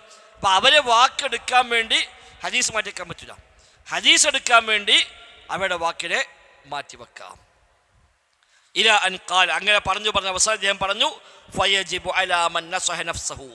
അതുകൊണ്ട് സ്വന്തത്തോട് നസീഹത്തുള്ള ആൾ ചെയ്യേണ്ടത്, സ്വന്തത്തോട് നസീഹത്തുണ്ടെങ്കിൽ അവൻ ചെയ്യേണ്ടത് ഇലാ ഖറഅ കുതുബൽ ഉലമാഇ വനദറ ഫീഹാ വഅറഫ അഖ്വാലുഹും, പണ്ഡിതന്മാരുടെ കിതാബുകൾ വായിക്കുകയും അത് നോക്കുകയും അതിലെ അഭിപ്രായങ്ങൾ മനസ്സിലാക്കുകയും ചെയ്യുന്ന ഒരു മനുഷ്യൻ, അയാൾ ചെയ്യേണ്ടത് അയ്യഅരിദഹ അലാ മാ ഫിൽ കിതാബി വസ്സുന്ന, കിതാബിലും സുന്നത്തിലും ഉള്ളതിനോട് അതിനെ വെച്ച് നോക്കുകയാണ്, അതിനെ താരതമ്യം ചെയ്യുകയാണ് വേണ്ടത്. സ്വാഭാവികമായിട്ട് ഏത് കിതാബ് നമ്മൾ വായിക്കും, അപ്പം അതിനും എപ്പോൾ നമ്മൾ കിതാബ് പഠിക്കുന്നത്. അപ്പം ഏത് കിതാബ് വായിച്ചാലും ആ കിതാബിൽ പഠന കാര്യം ഖുർആനും സുന്നത്തും യോജിക്കുന്നുണ്ടോ എന്നാണ് അവൻ അന്വേഷിക്കേണ്ടത്. കാരണം ഫഇന്ന കുല്ല മുജ്തഹിദിൻ മിനൽ ഉലമാഇ വമൻ തബിഅഹു വൻതസബ ഇലൈഹി യദ്കുർ ദലീലഹു, എല്ലാ മുജ്തഹിദീകളായ ഉലമാക്കളും അവരെ പിൻപറ്റുന്നവരും അവരിലേക്ക് ചേർത്തി പറയുന്നവരുമെല്ലാം തെളിവുകൾ പറയും. തെളിവ് പറയാതെ ഒരാൾ ദീന് പറയില്ല. ദീന് പറയുകയാണെങ്കിൽ തെളിവ്, അത് ആലിമിൻ്റെ ലക്ഷണമാണ്. ഒരു ആലിം ഒരു കാര്യം പറഞ്ഞു കൊടുക്കുകയാണെങ്കിൽ ഇതാ ഇങ്ങനെ ആയത്തുണ്ട്, ഇങ്ങനെ ഹദീസുണ്ട്, അതുകൊണ്ട് ഇത് ചെയ്തോ, അല്ലെങ്കിൽ ഈ ഹദീസ് വഹിയല്ല, അത് ചെയ്യാൻ പറ്റൂല, ഇതാണ് ഒരു ആലിമ്. അല്ല എൻ്റെ അഭിപ്രായം ഇതാണ് പറയാൻ ആലിമല്ല. ആലിമിൻ്റെ രീതി എന്തഭിപ്രായം പറയുമ്പോഴും ദലീൽ പ്രകാരം പറയുക എന്നുള്ളതാണ്. വൽ ഹഖ്ഖു ഫിൽ മസ്അല, ഒരു മസ്അലയിൽ ഹഖ് വാഹിദുൻ, ഒറ്റൊന്നാണ്. ഒരു ഹക്ക് ഉണ്ടാവുള്ളൂ, 4 അഭിപ്രായം ഉണ്ടാവുന്നല്ലോ, 4 അഭിപ്രായം ഉണ്ടാവും, പക്ഷെ 4 ഹക്ക് ഉണ്ടാവില്ല, ഹക്ക് ഒന്നേ ഉണ്ടാവുള്ളൂ. വൽ അഇമ്മത്തു മുസാബൂന അല ഇജ്തിഹാദിഹിം, ഇമാമുമാർക്കെല്ലാം ഇജ്തിഹാദിന് പ്രതിഫലം കിട്ടും, ഗവേഷണം ചെയ്താൽ കൂലി കിട്ടും അവർക്ക്. ഫൽ മുൻസിഫു യജ്അലു നദറ ഫീ കലാമിഹിം, അതുകൊണ്ട് നിഷ്പക്ഷതയുള്ള ഒരാൾ ചെയ്യേണ്ടത് അവരെ വാക്കുകളെ പറ്റി ചിന്തിക്കലാണ്.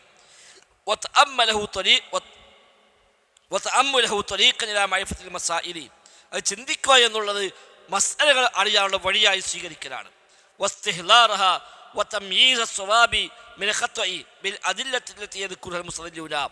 അത് ഗ്രഹിക്കലും അത് പഠിക്കലും ശരീരത്തിലുള്ള വേർത്തിക്കലും ഒക്കെ അവർ പറയുന്ന തെളിവിൻ്റെ അടിസ്ഥാനത്തിലാണ്. അതുകൊണ്ട് ആരാണ്, ഏത് പണ്ഡിതനാണ് തെളിവ് പ്രകാരം പറഞ്ഞു നോക്കുകയും അത് പിൻപറ്റുകയുമാണ് ചെയ്യേണ്ടത്.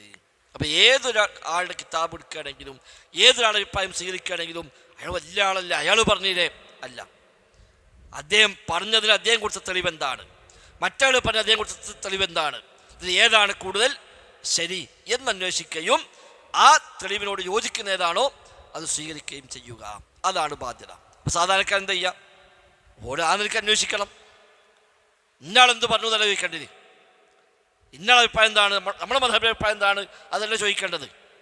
നേരെ മറിച്ച് എന്താണ് അവിടെ ദലീൽ എന്നന്വേഷിക്കേണ്ടത്.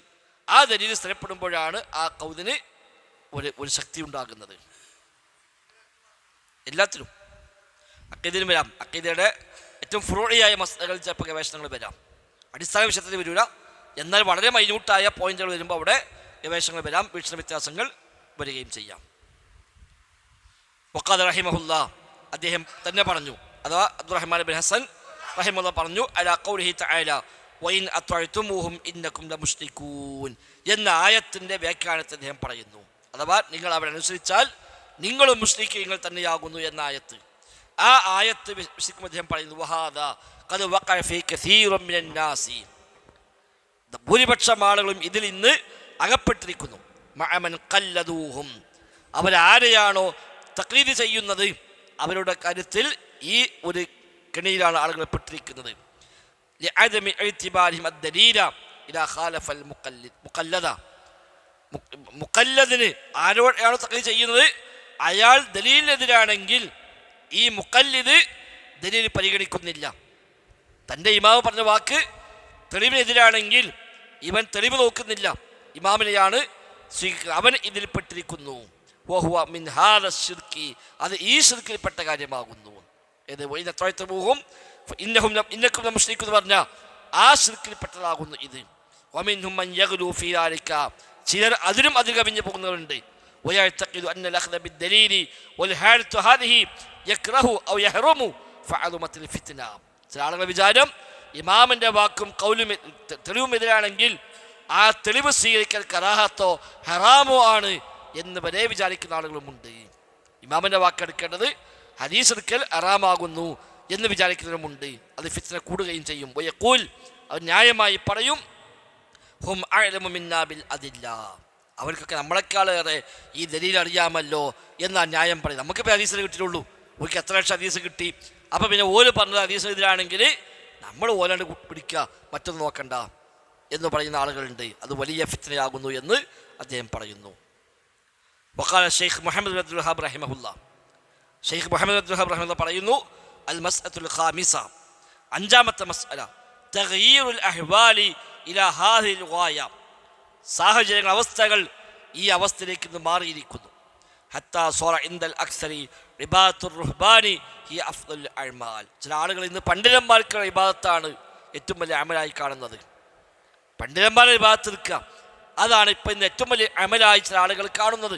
ഒത്തുസമ്മാൽ വിലായ, അതിന് വിലായത്ത് എന്ന് പേരോടും ചെയ്യും. അയാൾ വലിയാണെന്ന് പറയും. എന്നാൽ പിന്നെ അയാൾ പറഞ്ഞൊന്നും എന്ത് പറഞ്ഞാലും വേണ്ടില്ല, ഒക്കെ സ്വീകരിക്കണേ. അയാൾ എന്ത് കുഫ്ർ പറഞ്ഞാലും എന്ത് ശിർക്ക് പറഞ്ഞാലും അതൊക്കെ സ്വീകരിക്കുക. കാരണം എന്താണ്? മൂപ്പര് അള്ളാഹുവിന്റെ അടുത്ത ആളാണ്. വേറൊന്നും നോക്കാനില്ല. റമദാൻ മാസം നോമ്പ് വെക്കണ്ടാണ്, ആയിക്കോട്ടെ നോമ്പ് വെക്കണ്ട, നിസ്കരിക്കണ്ട നിസ്കരിക്കണ്ട, എന്താ കാരണം? ഒരു വലിയല്ലേ. ഇതാണ് പണ്ഡിതന്മാർക്കുള്ള ഇബാദത്ത് എന്ന്. ആ അവസ്ഥയ്ക്ക് എത്തിയിരിക്കുന്നു. വഇബാദത്തുൽ അഹ്ബാരി ഹിയൽ ഇൽമു വൽ ഫിഖ്ഹു, അതേപോലെ പണ്ഡിതന്മാർക്കുള്ള ഇബാദത്താണ് അറിവിൻ്റെയും ഫിഖ്ഹിൻ്റെയും കാര്യത്തിലുള്ളത്. സുമ്മ തഗയ്യറത്തുൽ ഹാലു ഇലാ അൻ ഉബിദ മിൻ ദൂനില്ലാ മൻ ലൈസ മിനസ് സ്വാലിഹീൻ, പിന്നെ അത് മാറിയിട്ട് സ്വാലിഹ് അല്ലാത്തവരും കൂടി ആരാധിക്കപ്പെടുന്നു. വലിയ എന്നുള്ള പേരിലാണ് തുടങ്ങുക, പിന്നെ വലിയും അല്ല സ്വാലിഹും അല്ലാത്ത ഒരുത്തരാണ് പിന്നെ ഇബാദത്ത് എടുക്കുക. വഉബിദ ബിൽ മഅന സാനി മൻ ഹുവ മിനൽ ജാഹിലീൻ, അതേപോലെ ഫുഖഹാക്കളുടെ പേരിൽ ജാഹിലീങ്ങളെപ്പോലും ആരാധിക്കുകയും ചെയ്യുന്നു. ഫിഖ്ഹിൻ്റെ ആളുകൾ ലക്ഷക്കണക്കിന് ഹദീസ് ഹിഫ്ളുണ്ട് ഇമാം ഷാഫിക്ക് എന്ന് പറയും. ഇത് സ്വീകരിക്കുന്ന ഇമാം ഷാഫിനെ അല്ല, ഇപ്പുറത്ത് വന്ന ഏതെങ്കിലും ഒരു പിൽക്കാലക്കാരായ ഫഖീഹിനെ ആയിരിക്കും, ഒരു ജാഹിലിനെ ആയിരിക്കും ഓ സ്വീകരിക്കുക. ഷാഫി മദഹബിൽപ്പെട്ട വളരെ പിൽക്കാലക്കാരായ ഒരാൾ പറഞ്ഞ കൗലെടുക്കുക. പേരെന്താണ്? ഞങ്ങൾ ഷാഫി മദഹബാണ്, ഇമാം ഷാഫിക്ക് എത്ര ഹദീസും അൽപ്പാണ്ട് അറിയും. ഇമാം ഷാഫി വിഷയം പറഞ്ഞങ്ങളോ ഇല്ല. വളരെ പിൽക്കാലക്കാരെങ്കിലും പറഞ്ഞ പക്ഷപാതിത്വം ആളുകൾ പറഞ്ഞു പോയതായിരിക്കാം. അപ്പോൾ ഫുഖഹാക്കളുടെ പേരും പറഞ്ഞിട്ട് ജാഹിലീങ്ങൾ ആരാധിക്കുന്നു, ഔലിയാക്കളുടെ പേരും പറഞ്ഞിട്ട് സ്വാലിഹല്ലാത്തവനെ കൂടി ആരാധിക്കുന്നു. അവിടേക്ക് ഇന്ന് അവസ്ഥകൾ എത്തിയിരിക്കുന്നു എന്ന് മുഹമ്മദ് അബ്ദുൽ വഹാബ് റഹിമഹുല്ല പറഞ്ഞത്. അപ്പോൾ നമ്മൾ കാണുന്നത് ഇന്നിപ്പോൾ സ്വാലിഹും വേണ്ട ഒന്നും വേണ്ട, മുസ്ലിം കൂടെ ഇക്കൊള്ളുന്നില്ല. ഏത് മാനസിക രോഗിനെയും പിടിച്ചിട്ട് ഓര് പറഞ്ഞ ഒക്കെ സ്വീകരിക്കുന്നതാണ് ഇപ്പോൾ പോണത്. ഏത് അതുണ്ട്, അത് പാടില്ല. അത് വേറൊന്ന് ആര് ഒരാൾ വ്യാഖ്യാനം സ്വീകരിക്കൂല, ഒന്നും വേണ്ട, നമ്മൾ ഹദീസ് പഠിക്കുക, നമ്മളെ വക നേരെ അർത്ഥം വെച്ച് പോവുക, എന്നാൽ അതിപ്പോൾ അമൽ ചെയ്യുക, അത് പറ്റൂല. അത് സ്വാഭാവികമായിട്ടും അതിൻ്റെ ആളുകൾ പറയണം. ഏത് വിജ്ഞാന ശാഖയിലും അതിൻ്റെ ആളുകൾ പറയണം. നമ്മൾ ഡോക്ടറെ അടുത്ത് പോയി, ഡോക്ടർ മരുന്ന് എഴുതി, നമ്മൾ മരുന്നൊക്കെ വാങ്ങി പരീക്ഷിക്കുന്നപ്പോൾ ഓട്ടോറിക്ഷ ഞാൻ ലിസ്റ്റ് നോക്കട്ടായിരുന്നു, ഈ മരുന്ന് ശരിയിലിട്ടായിരുന്നു. നമ്മളെന്താ ചെയ്യുക? എന്നാലും പ്രശ്നം ഉണ്ടോ? ഇല്ലല്ലോ.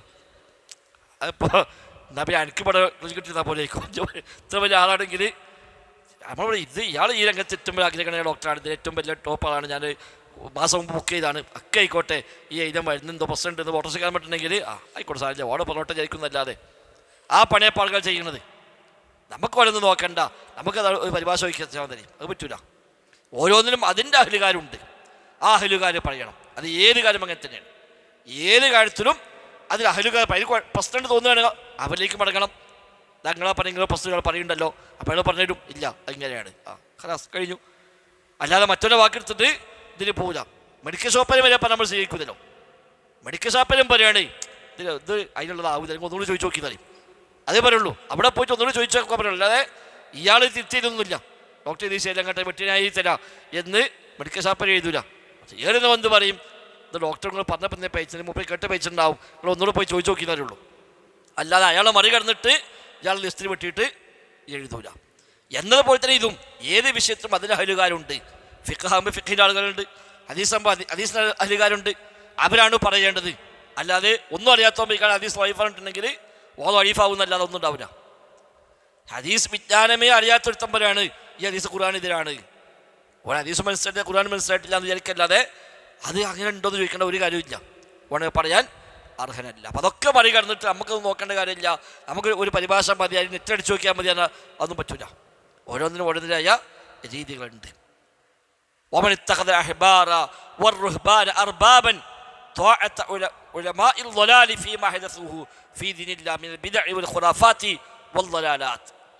ومن اتخاذ الأحبار والرهبان أربابا, ഇങ്ങനെ പണ്ഡിത പുരോഹിതന്മാർ റബ്ബുകളായി സ്വീകരിക്കുക എന്നതിൽ പെട്ടതാകുന്നു ത്വാഅത്തു ഉലമാഇൽ ളലാലി, പിഴച്ചുപോയ ഉലമാക്കളെ അനുസരിക്കൽ. ശരിയായ ഉലമാക്കളെയല്ല, ളലാലത്തിലെ ഉലമാക്കൾ, അവരനുസരിക്കുക. ഫീമ അഹ്ദസുഹു ഫീ ദീനില്ലാഹ്, അല്ലാഹുവിന്റെ ദീനിൽ അവർ പുതുതായി ഉണ്ടാക്കിയ കാര്യങ്ങളിൽ, മിനൽ ബിദ്അഇ വൽ ഖുറാഫാത്തി വൽ ളലാലാത്തി, ഈ മതത്തിൽ അവരുണ്ടാക്കിക്കൊണ്ടുവന്ന ബിദ്അത്തുകൾ, ഖുറാഫാത്തുകൾ, ളലാലത്തുകൾ, അതൊക്കെ ആ വലിയ ഉസ്താദ് പറഞ്ഞതല്ലേ എന്ന് പറഞ്ഞ് സ്വീകരിക്കുക. ആ ഉസ്താദ് ഒരു പക്ഷേ ദീനിൽ അംഗീകരിക്കപ്പെടുന്ന ഒരു ആലിമാകാനുള്ള ഒരു യോഗ്യതയുമില്ലാത്ത ആളായിരിക്കും. അങ്ങനത്തെ ആൾ പറഞ്ഞതിൻ്റെ പേരിൽ പോലും എല്ലാം സ്വീകരിക്കുക. കഹിയായി അഴിയാദിൽ മവാലിദി, മൗലിദുകൾ, ആഘോഷങ്ങളൊക്കെ ഉണ്ടാക്കുക. ഒത്തുറുക്കി സൂഫിയ, സൂഫി ത്വരീഖത്തുകൾ. തവസ്സുൽ ബിൽ അംവാത്തി, മരിച്ചവരോട് തവസ്സുൽ ചെയ്യൽ. വദുആഇഹിം, അവരോട് പ്രാർത്ഥിക്കൽ. മിൻ ദൂനില്ലാഹ്, പടച്ചറപ്പിന് പുറമെ. ഹത്ത അന്ന ഹഉലാൽ ഉലമാഇൽ ളാലീന, എത്രത്തോളം എന്ന് വെച്ചാൽ ഈ വഴി പിഴച്ച ആൾ ഉലമാക്കൾ ശർഉ മാ ലം യഅ്ദൻ ബിഹില്ലാഹ്, അല്ലാഹു അനുവാദം കൊടുക്കാത്ത പലതും അവൻ മതനിയമമാക്കി മാറ്റിയിരിക്കുന്നു. വഖല്ലദഹും ഫീഹിൽ ജുഹാലു അസ്സർജു, അങ്ങേയറ്റത്തെ ജാഹിലീങ്ങളായ ആളുകൾ അവർ അതിന് അന്ധമായി അനുകരിക്കുകയും ചെയ്യുന്നു. വഅ്തബറുഹു വദ്ദീൻ, അതാണ് ദീന് എന്ന് അവർ പരിഗണിക്കുകയും ചെയ്യുന്നു. വമൻ അൻകറഹു വദഅ ഇത്തിബാഇ മാ ജാഅ ബി റസൂൽ, ഞാൻ ആരെങ്കിലും അത് എതിർത്താൽ, അത് ശരിയല്ല എന്ന് പറഞ്ഞു കൊടുത്താൽ, എന്നാൽ അവൻ ആളുകൾ ക്ഷണിച്ചു യാ ഇത്തിബാഇ മാ ജാഅ ബി റസൂൽ, നബി തങ്ങൾ കൊണ്ടുവന്നതിനെ പിൻപറ്റൂ എന്നൊരുത്തം പറഞ്ഞാൽ ഇഅ്തബറുഹു ഖാരിജൻ മിനദ്ദീൻ, അവൻ ദീനിൽ നിന്ന് പുറത്തു പോയതായിട്ടാണ് ഇവർ പരിഗണിക്കുക. നബി പറയാത്ത, അല്ലാഹ് പറയാത്ത, ശരിയായ ആലിമല്ലാത്ത, ആലിമാവാൻ ഒരു യോഗ്യതയുമില്ലാത്ത ഏതോരുത്തം പറഞ്ഞതിൻ്റെ പേരിൽ അത് ചെയ്യാം. അപ്പോൾ ഒരുത്തം എന്ന് പറയാം, അത് എടാ അതല്ല സ്വീകരിക്കേണ്ടത്, നബി പറഞ്ഞത് സ്വീകരിച്ചോ, ഹദീസ് ഉണ്ട്, ഖുർആനുണ്ട് എന്ന് പറഞ്ഞാൽ ഈ പറഞ്ഞോന് ഇസ്ലാമിൽ നിന്ന് പുറത്തായിട്ടാണ് കണക്കാക്കപ്പെടുന്നത്. ഔ അന്നഹു യബ്ഗദുൽ ഉലമാ വസ്വാലിഹീൻ, അല്ലെങ്കിൽ ഇവന് പണ്ഡിതന്മാരെയും സ്വാലിഹീങ്ങളെയും ഇഷ്ടമില്ലാത്തവരാണ് എന്ന് ഇവനെ കുറിച്ച് പറയും. ഫആദൽ മഅറൂഫ് മുൻകറ, അങ്ങനെ സദാചാരങ്ങളെല്ലാം ദുരാചാരങ്ങളായി മാറിയിരിക്കുന്നു. വൽ മുൻകറു മഅറൂഫ, ദുരാചാരങ്ങൾ സദാചാരങ്ങളുമായി മാറിയിരിക്കുന്നു. വസുന്നത്തു ബിദ്അത്തൻ വൽ ബിദ്അത്തു സുന്നത്തൻ, സുന്നത്ത് ബിദ്അത്തായി മാറി, ബിദ്അത്ത് സുന്നത്തായി മാറി. സുന്നത്ത് പറഞ്ഞാൽ അതെന്തോ പുത്തൻപാദമായി കണക്കാക്കുക, ബിദ്അത്തോ സുന്നത്തായിട്ട് കണക്കാക്കുകയും ചെയ്യുക. ഹത്ത ശബ്ബ അലാ ദാലിക സ്വഗീർ, ചെറിയവർ അത് കണ്ടിട്ടാണ് വളരുന്നത്. ഇത് കണ്ടുകൊണ്ടാണ് പിന്നെ ചെറിയ തലമുറ വളർന്നു വരിക. വഹറമ അലൈഹിൽ കബീർ, വലിയവർ അങ്ങനെ തന്നെയാണ് വാർദ്ധക്യത്തേക്ക് എത്തുന്നതും. ഇതങ്ങനെ കണ്ടും കേട്ടും പഠിച്ചും അതുമാത്രം വിശ്വസിച്ചും അതുമാത്രം സ്വീകരിച്ചും ഓരങ്ങനെ തലമുറ ഇങ്ങനെ കഴിഞ്ഞു പോകുന്നു. ശേഷം പെന്നോനോ ഓൻ ചെറുപ്പത്തിലെ ഇങ്ങനെ പോരുകയാണ്, മദ്രസ പോകുമ്പോൾ പഠിക്കുന്നത് തന്നെയാണ്, പള്ളി പോയാൽ കേൾക്കുന്നത് തന്നെയാണ്, എവിടെ ചെന്നാലും കാണുന്ന ഇതാണ്. ഇത് കണ്ടും കേട്ടും പഠിച്ചും അങ്ങനെ തലമുറകൾ വളർന്നു വരുന്നു. വഹാദാ മിൻ ഗുർബത്തിദ്ദീൻ, ഇതാണ് ദീന് ഗരീബായി മാറുന്നു പറഞ്ഞത്.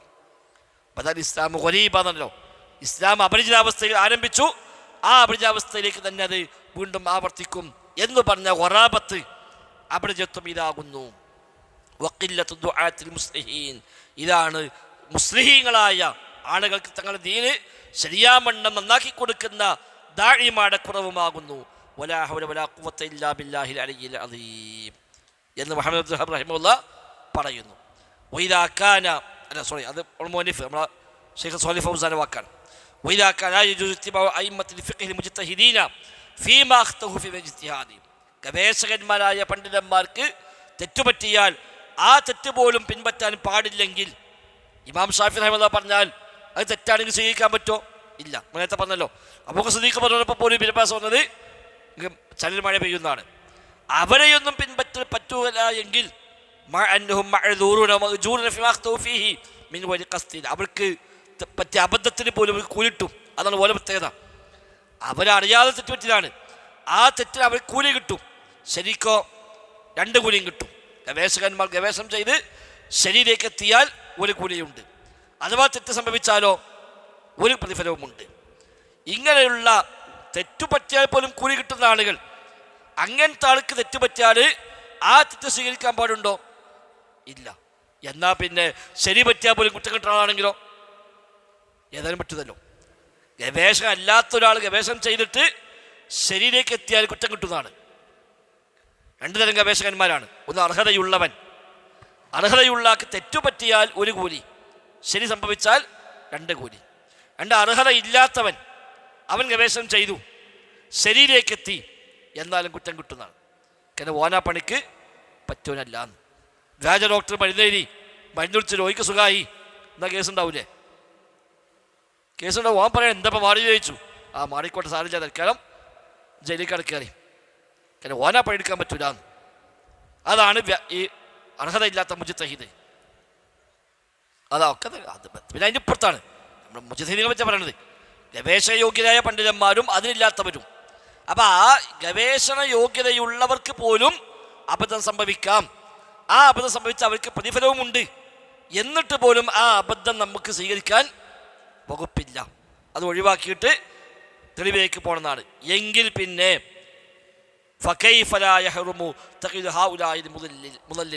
പിന്നെ ഈ പേഴ്പ്പിക്കുന്ന മനുഷ്യന്മാരെ എങ്ങനെ നമ്മൾ പിൻപറ്റുക? അതെങ്ങനെ ഹറാമാവാതിരിക്കുന്നതാണ്. അപ്പം ഇങ്ങനെ തെറ്റുപറ്റിയാൽ പോലും പ്രതിഫലം കിട്ടുന്ന ഗവേഷകന്മാരായ ഇമാമുമാർക്ക് പോലും പറ്റിയ അബദ്ധങ്ങളെ പിൻപറ്റൽ ഹറാമാണ് എങ്കിൽ അതൊന്നുമല്ലാത്ത ഒരു യോഗ്യതയുമില്ലാത്ത ഈ വഴിപേഴ്പ്പിക്കുന്ന ആളുകൾ അവരെ പിൻപറ്റൽ ഏതായിരുന്നാലും ഹറാമാകണമല്ലോ. അല്ല ഇത് പറ്റും മറ്റു പറ്റുന്ന പറയാൻ കഴിയുന്നല്ലോ, ഇത് ഹറാം തന്നെയാണ്. ഈ ദജ്ജാലീങ്ങളെ പിൻപറ്റലും അതും തെറ്റുപറ്റിയതിലാണ്, ഗവേഷണം ചെയ്യാൻ പാടില്ലാത്ത വിഷയത്തിലാണ്. അഖീദയുടെ കാര്യത്തിലാണ്. മറ്റേ ഗവേഷണം ഏതാണ്? ഫിഖ്ഹാണ്. ഫിഖ്ഹിലാണ് ഗവേഷണം, അഖീദയിൽ ഗവേഷണമില്ല. അഖീദയുടെ വളരെ മൈന്യൂട്ടായ ഫുറൂഇയാത്തിൽ മാത്രം ഒരു പക്ഷേ ചില വ്യാഖ്യാനങ്ങൾക്ക് വകുപ്പുള്ളത്, അല്ലാതെ അഖീദയുടെ കാര്യത്തിൽ സാധാരണഗതി ഗവേഷണമില്ല. എന്നിട്ട് പോലും ഇതിലാണ് ഗവേഷണം ചെയ്യുന്നത്. എന്നിട്ട് അത് സ്വീകരിക്കാനാണ് സാധാരണക്കാരോട് പറഞ്ഞു കൊടുക്കുന്നത്. അത് പോകാൻ സ്വീകരിക്കുകയാണ്. അത് എന്തു പറഞ്ഞാലും ഹറാം തന്നെയാകുന്നു.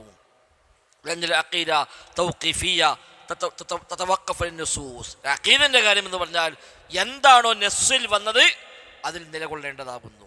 അഖീദ ആലോചിക്കാനില്ല, ഫിഖ്ഹിൽ ആലോചിക്കാൻ പറ്റും. അഖീദയിൽ അതില്ല. അല്ലാഹു റസൂൽ എന്ത് പറഞ്ഞോ അത് അപ്പടി വിശ്വസിക്കാം, അതേ ഉള്ളൂ.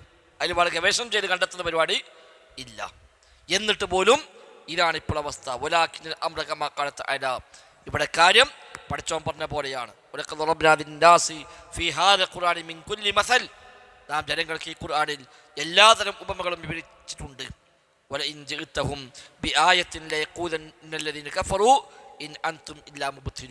എന്നാൽ ഈ അവിശ്വാസികളിലേക്ക് ഏത് ആയത്തുമായി ചെന്നാലും അവർ പറയും നിങ്ങൾക്ക് ബാത്തിലുള്ള ആളുകളാകുന്നു എന്ന് പറയും. അങ്ങനെ അറിവില്ലാത്ത ജനങ്ങളുടെ കൽബിൽ അല്ലാഹു തആല മുദ്ര വെക്കും. ഫസ്ബിർ, നീ ക്ഷമിച്ചു കൊള്ളുക. ഇന്ന വഅദല്ലാഹി ഹഖ്ഖുൻ, അല്ലാഹുവിന്റെ വാഗ്ദാനം സത്യമാണ്. വലാ യസ്തഖിഫന്നക ലദീന യുഖിനൂൻ, യഖീനില്ലാത്ത ആളുകൾ നിനക്ക് ഒരു ദൗർബല്യവും പെടുത്താതിരിക്കട്ടെ എന്നല്ല പറഞ്ഞതുപോലെയാകുന്നു അവസ്ഥ. ദീനു പ്രകാരം പറയുന്നവന് ഇസ്ലാമിൽ നിന്ന് പുറത്ത്, ഓരോന്നിനും പറ്റാത്തവന് ദീന് തെറ്റിപ്പോയിട്ട് ഏതോ അഖീദയുമായി വന്ന ഏതോ ജാഹിലീങ്ങൾ പറഞ്ഞൊക്കെ സ്വീകരിച്ചു പോണ മനുഷ്യന്മാർ അവർ ദീനിൻ്റെ ആളുകളും ആ അവസ്ഥയിലേക്ക് ഇപ്പോൾ എത്തിയിരിക്കുന്നതാണ്.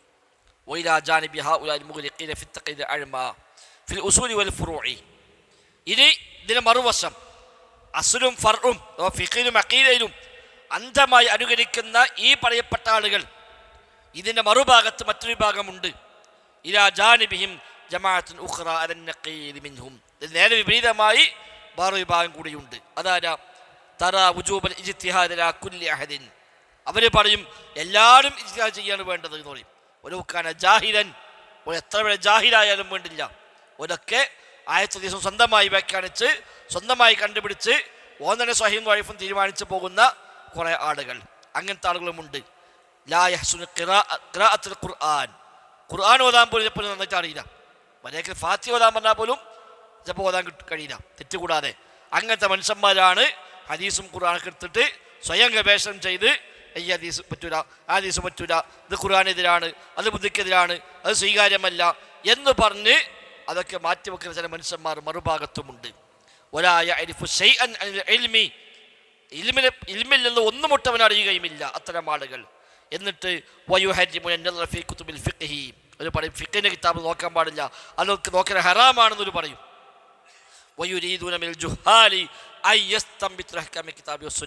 ഏത് ജാഹിലാണെങ്കിലും കിതാബും സുന്നത്തും നിന്ന് പോകാൻ ഗവേഷണം ചെയ്ത് നിൽക്കട്ടെ എന്നാണ് ഇവർ പറയുക. ഇത് അങ്ങേയറ്റം നിജമായ ഒരു പരിധി വിട്ട രീതിയാകുന്നു. മുസ്ലിമീങ്ങൾക്ക് ഇവരെ ഏൽപ്പിക്കുന്ന പരിക്ക് ആദ്യം പറഞ്ഞ വിഭാഗത്തിന്റെ പരിക്കിനേക്കാൾ കുറവല്ല. ഇല്ലം യസിദ് അലൈഹി, അതിൽ കൂടുതലല്ലെങ്കിൽ, അതിലേറെയാണ്, ഇല്ലെങ്കിൽ ഏതായാലും കുറവല്ല. അതുകൊണ്ട് ഇവിടെ ഏറ്റവും ഖൈറായ കാര്യം അൽ വസത്തു, മധ്യമ നിലപാടാണ്. ഒന്നാമത് പറഞ്ഞ വിഭാഗത്തിൻ്റെതുമല്ല, രണ്ടാമത് പറഞ്ഞ വിഭാഗത്തിൻ്റെതുമല്ല, രണ്ടിനും ഇടയിലാണ് കാര്യമുള്ളത്. എന്നാലും വസത്ത് മധ്യമായത് ഫുഖഹാക്കളെ അന്ധമായി അനുകരിക്കാതിരിക്കുക.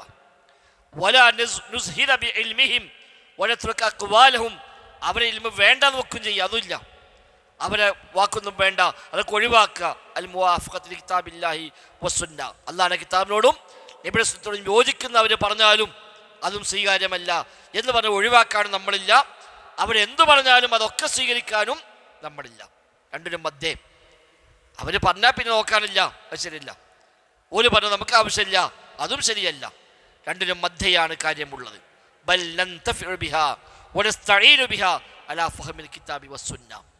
അവരൊക്കെ പറഞ്ഞ വാക്കുകളെ നാം ഉപയോഗപ്പെടുത്തും. എന്തിന്? അള്ളാഹിന്റെ കിതാബും റസൂലുള്ളാഹിന്റെ സുന്നത്തും മനസ്സിലാക്കാൻ, ആയത്തെ അർത്ഥം മനസ്സിലാക്കാൻ, ഹദീസിന്റെ അർത്ഥം മനസ്സിലാക്കാൻ. അവരൊക്കെ എങ്ങനെ മനസ്സിലാക്കിയത്, അവരൊക്കെ എന്താ പറഞ്ഞത് എന്ന് നോക്കുമ്പോൾ നമുക്കൊരു വെളിച്ചം കിട്ടും.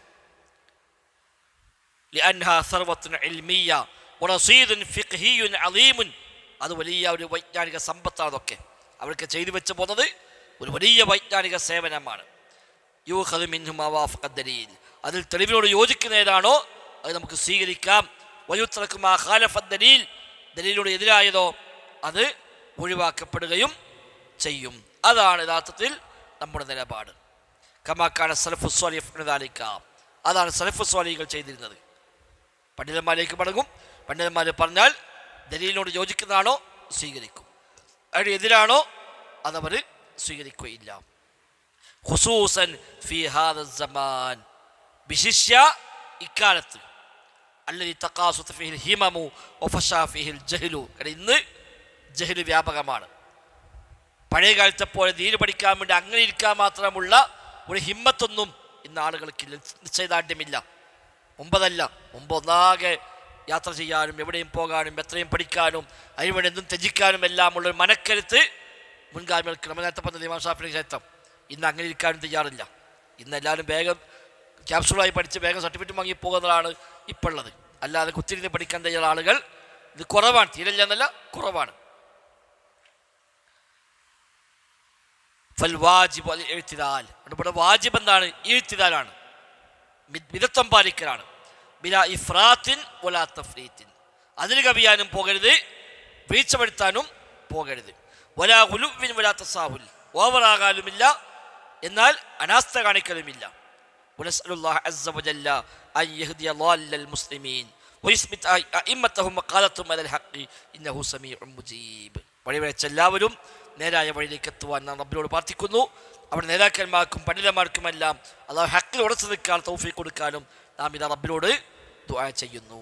എന്ന് അല്ലാഹുവിനോട് പ്രത്യേകമായി ദുആയും ചെയ്ത് അദ്ദേഹം ആ ഭാഗം അവിടെ അവസാനിപ്പിക്കുന്നു. ഇനി തിരിച്ചുള്ള ഭാഗമാണ് ഇത് ദീനിയായ വിഷയം പറഞ്ഞ്. ഇനി മറ്റുള്ള പൊതുവായ നിയമങ്ങൾ, ഭരണങ്ങൾ, അവിടെയുള്ള വ്യവസ്ഥകൾ, അതിലൊക്കെ ഇതേപോലെ തെറ്റിപ്പോകുന്ന വഴികളാണ് ഇനി ശേഷം അദ്ദേഹം വിശദീകരിക്കുന്നത്. അപ്പോൾ ഏതായാലും വളരെ പ്രധാനപ്പെട്ട ഭാഗമാണ് നമ്മൾ ഇന്ന് എടുത്ത ഭാഗമൊക്കെ. അത് പ്രധാനമാണ്. ദീന് മനസ്സിലാക്കേണ്ടത് എങ്ങനെയെന്നതിന് ഏറ്റവും ശരിയായ ഒരു കാഴ്ചപ്പാട് അദ്ദേഹം നൽകിയത്. ഒരു ആലിമിനെയും അന്ധമായി അനുകരിക്കില്ല, ഒരു ആലിമിനെയും അന്ധമായി ഒഴിവാക്കുകയും ഇല്ല. തെളിവിനോട് യോജിക്കുന്നത് ആര് പറഞ്ഞാലും സ്വീകരിക്കാം. ഒരാൾ പറഞ്ഞത് തെളിവിന് എതിരാണ് എന്ന് ബോധ്യമായി കഴിഞ്ഞാൽ തെളിവ് സ്വീകരിക്കാം, അവർ പറഞ്ഞ വാക്കിനെ മാറ്റിവെക്കാം. അപ്പോഴും അവരുടെ എല്ലാ ബഹുമാനം നിലനിർത്താം. അവർ ഗവേഷക യോഗ്യരാണെങ്കിൽ അവർക്ക് ആ തെറ്റുപറ്റിയതും കൂലി കിട്ടും. ഗവേഷക യോഗ്യ അല്ലെങ്കിലോ അവരെ ചെയ്തത് പാടില്ലാത്ത കാര്യമാണ്. രണ്ടാണെങ്കിൽ നമുക്ക് സ്വീകരിക്കാൻ ബാധ്യത ഇല്ലതാനും. എന്നാണ് നമ്മളോട് സ്വീകരിക്കുന്ന നിലപാട്. ഇന്നത്തെ കാലത്ത് ഗവേഷണയോഗ്യരായ പണ്ഡിതന്മാരൊന്നും ലോകത്ത് തന്നെ ഇല്ല എന്ന് പറയാം. ഇന്നത്തെ കാലത്ത് അങ്ങനെ ഇമാം ഷാഫിയെ പോലെ, ഇമാം മാലിക്കിനെ പോലെ, ഇമാം അഹമ്മദിനെ പോലെയൊക്കെയുള്ള ഗവേഷണയോഗ്യരായ ആലിമീങ്ങൾ ഇന്ന് ലോകത്ത് ഇല്ല എന്നാണ് പൊതുവെ എല്ലാ പണ്ഡിതന്മാരും ഏകോപിച്ച് പറയുന്ന കാര്യം. ഉണ്ടാവൽ അസംഭവ്യമല്ല. ഇനി അങ്ങനത്തെ ഉണ്ടാവൂലേ, അല്ലാഹു അഅലം, ഇനി ഉണ്ടാവില്ല എന്നൊന്നുമില്ല. പക്ഷെ ഇന്ന് അങ്ങനത്തെ അവരോട് കിടപിടിക്കുന്ന അവരെപ്പോലുള്ള ആളുകളൊന്നും ഇന്ന് ലോകത്ത് തന്നെ അത്തരം ആളുകൾ ജീവിച്ചിരിപ്പില്ല എന്നത് പൊതുവെ എല്ലാവരും അംഗീകരിച്ചു പോരുന്ന കാര്യമാണ്. അവർക്ക് ശേഷം വന്നവർ അവിടെ അതേ നിലവാരമുള്ളവർ എന്ന് പറയാൻ പറ്റുന്നത് പോലും പിന്നുണ്ടായിട്ടില്ല എന്നാണ്. ഇമാം ഷാഫി, ഇമാം മാലിക്കിനെയും ഇമാം അഹമ്മദിനെയും ഒക്കെ നിലവാരമുള്ള സുഫിയാൻ സൗരിയെ പോലെ, സുഫിയാൻ ബിൻ ഉയൈനയെ പോലെ, ഇമാം ലൈസിനെ പോലെ, ഇമാം ഔസാഇയെ പോലെ ഒക്കെയുള്ള ആളുകൾ അവർക്ക് ശേഷം പിന്നെ ആ നിലവാരമുള്ളവർ പിന്നീടൊന്നും അധികമൊന്നും ഉണ്ടായിട്ടില്ല. ഒറ്റപ്പെട്ട ചിലരൊക്കെ പറയുന്നതല്ലാതെ അതും ആ നിലവാരമുണ്ടോ എന്ന് വെച്ചാൽ നമുക്ക് ഉറപ്പിച്ച് പറയാനൊന്നും കഴിയുകയില്ല. പിന്നെ ആ വഴി വന്നവരാണ് ഇമാം ഇബ്നു ഹജർ അസ്ഖലാനി, ഇമാം നവവി, അതേപോലെ ഇബ്നു തൈമിയ്യ റഹിമഹുല്ലാഹ്, ഇബ്നു ഖയ്യിം റഹിമഹുല്ലാഹ്, ഇവരൊക്കെ പിന്നീട് ആ വഴിയിൽ വന്നവരാണ്. അവരൊക്കെ ആരാണ് മേലാരെ താഴെ അല്ലാഹു നമുക്ക് പറയാൻ പറ്റില്ല. ഏതായാലും ഇമാം ഷാഫിയുടെ, ഇമാം മാലിക്കിൻ്റെ നിലവാരത്തിലേക്ക് ഇവരാരും എത്തിയിട്ടില്ല എന്ന് നമുക്ക് പറയാൻ പറ്റും. എങ്കിൽ പിന്നെ അതിനും ശേഷം വന്ന അവസാന കാലത്ത് ജീവിക്കുന്ന ഈ ഇന്നത്തെ കാലത്തുള്ള ആളുകളൊന്നും ഏതായിരുന്നാലും ആ നിലവാരത്തേക്കൊന്നും എത്തിയിട്ടില്ല എന്നത് നമുക്ക് ഉറപ്പിച്ച് പറയാം. ഇനി ആ നിലവാരമുള്ള ഒരാൾ വരുമോ ഇല്ലേ, അത് അല്ലാഹു അഅലം നമുക്ക് പറയാൻ പറ്റില്ല. വരില്ല എന്ന് പറയാൻ നമ്മുടെ ആളുകളല്ല. വന്നാൽ അൽഹംദുലില്ലാഹ് ഉമ്മത്തിന് അത് വലിയ നിഅമത്താണ്. ചില ഭാഗങ്ങൾ ഗവേഷണം ചെയ്യുന്ന ആളുകൾ ഉണ്ടായേക്കാം. നിർണയമായ ഒരു ഏരിയയിൽ ഹദീസ് മാത്രം സേവനം ചെയ്യുന്ന ആളുകൾ, ഫിഖിലെ ചില വിഷയങ്ങൾ ഗവേഷണം ചെയ്യുന്ന ആളുകൾ, ആധുനിക കർമ്മശാസ്ത്രങ്ങൾ അങ്ങനെ ഗവേഷണം ചെയ്യുന്ന ആളുകൾക്ക് ഉണ്ടായേക്കാം. അവരൊക്കെ ചെയ്തതുപോലെ വ്യാപകമായി ഇസ്ലാമിലെ എല്ലാ വശങ്ങളെയും ഒന്നിച്ച് പഠിച്ച് എല്ലാത്തിനും സേവനം ചെയ്ത മഹാരഥന്മാരായ പണ്ഡിതന്മാർ എന്നുള്ളതൊന്നും ലോകത്ത് പിന്നെ അധികമൊന്നും അങ്ങനെ ഉണ്ടായി വന്നിട്ടില്ല. ഒറ്റപ്പെട്ട ആളുകൾ വേണമെങ്കിൽ ഉണ്ടായിട്ടുണ്ടാവാം, അല്ലാഹു അഅലം. ഏതാണെങ്കിലും ഇന്നുള്ള ആളുകൾ ഒന്നും നമുക്ക് അങ്ങനെ എല്ലാത്തിനും ഒരു സ്വീകരിക്കാൻ പറ്റുന്ന യോഗ്യത ഏതാണെന്നാലും ഇല്ല. ഈ യോഗ്യത ഉള്ളവരെ പോലും അന്ധമായി അനുകരിക്കാൻ പാടില്ലെങ്കിൽ ആ യോഗ്യത ഇല്ലാത്തവരെ ഏതായിരുന്നാലും അന്ധമായി അനുകരിക്കാൻ പാടില്ല. ഇന്ന് നമ്മുടെയൊക്കെ നാട്ടിൽ പ്രത്യേകിച്ചും കേരളത്തിലാവട്ടെ, ഇനി അതിനപ്പുറത്തേക്ക് പോയാൽ പോലും ഈ ഗവേഷകന്മാർ എന്നല്ല അതിൻ്റെ നാലയലത്തേക്ക് പോലും എത്തുന്ന ഒരാളും നമ്മുടെ നാട്ടിൽ ഏതാണെന്നും ഇല്ല. ഇന്ന് കേരളത്തിൽ നിന്നും പണ്ഡിതന്മാരെന്നെ ഇല്ല എന്നറിയാം.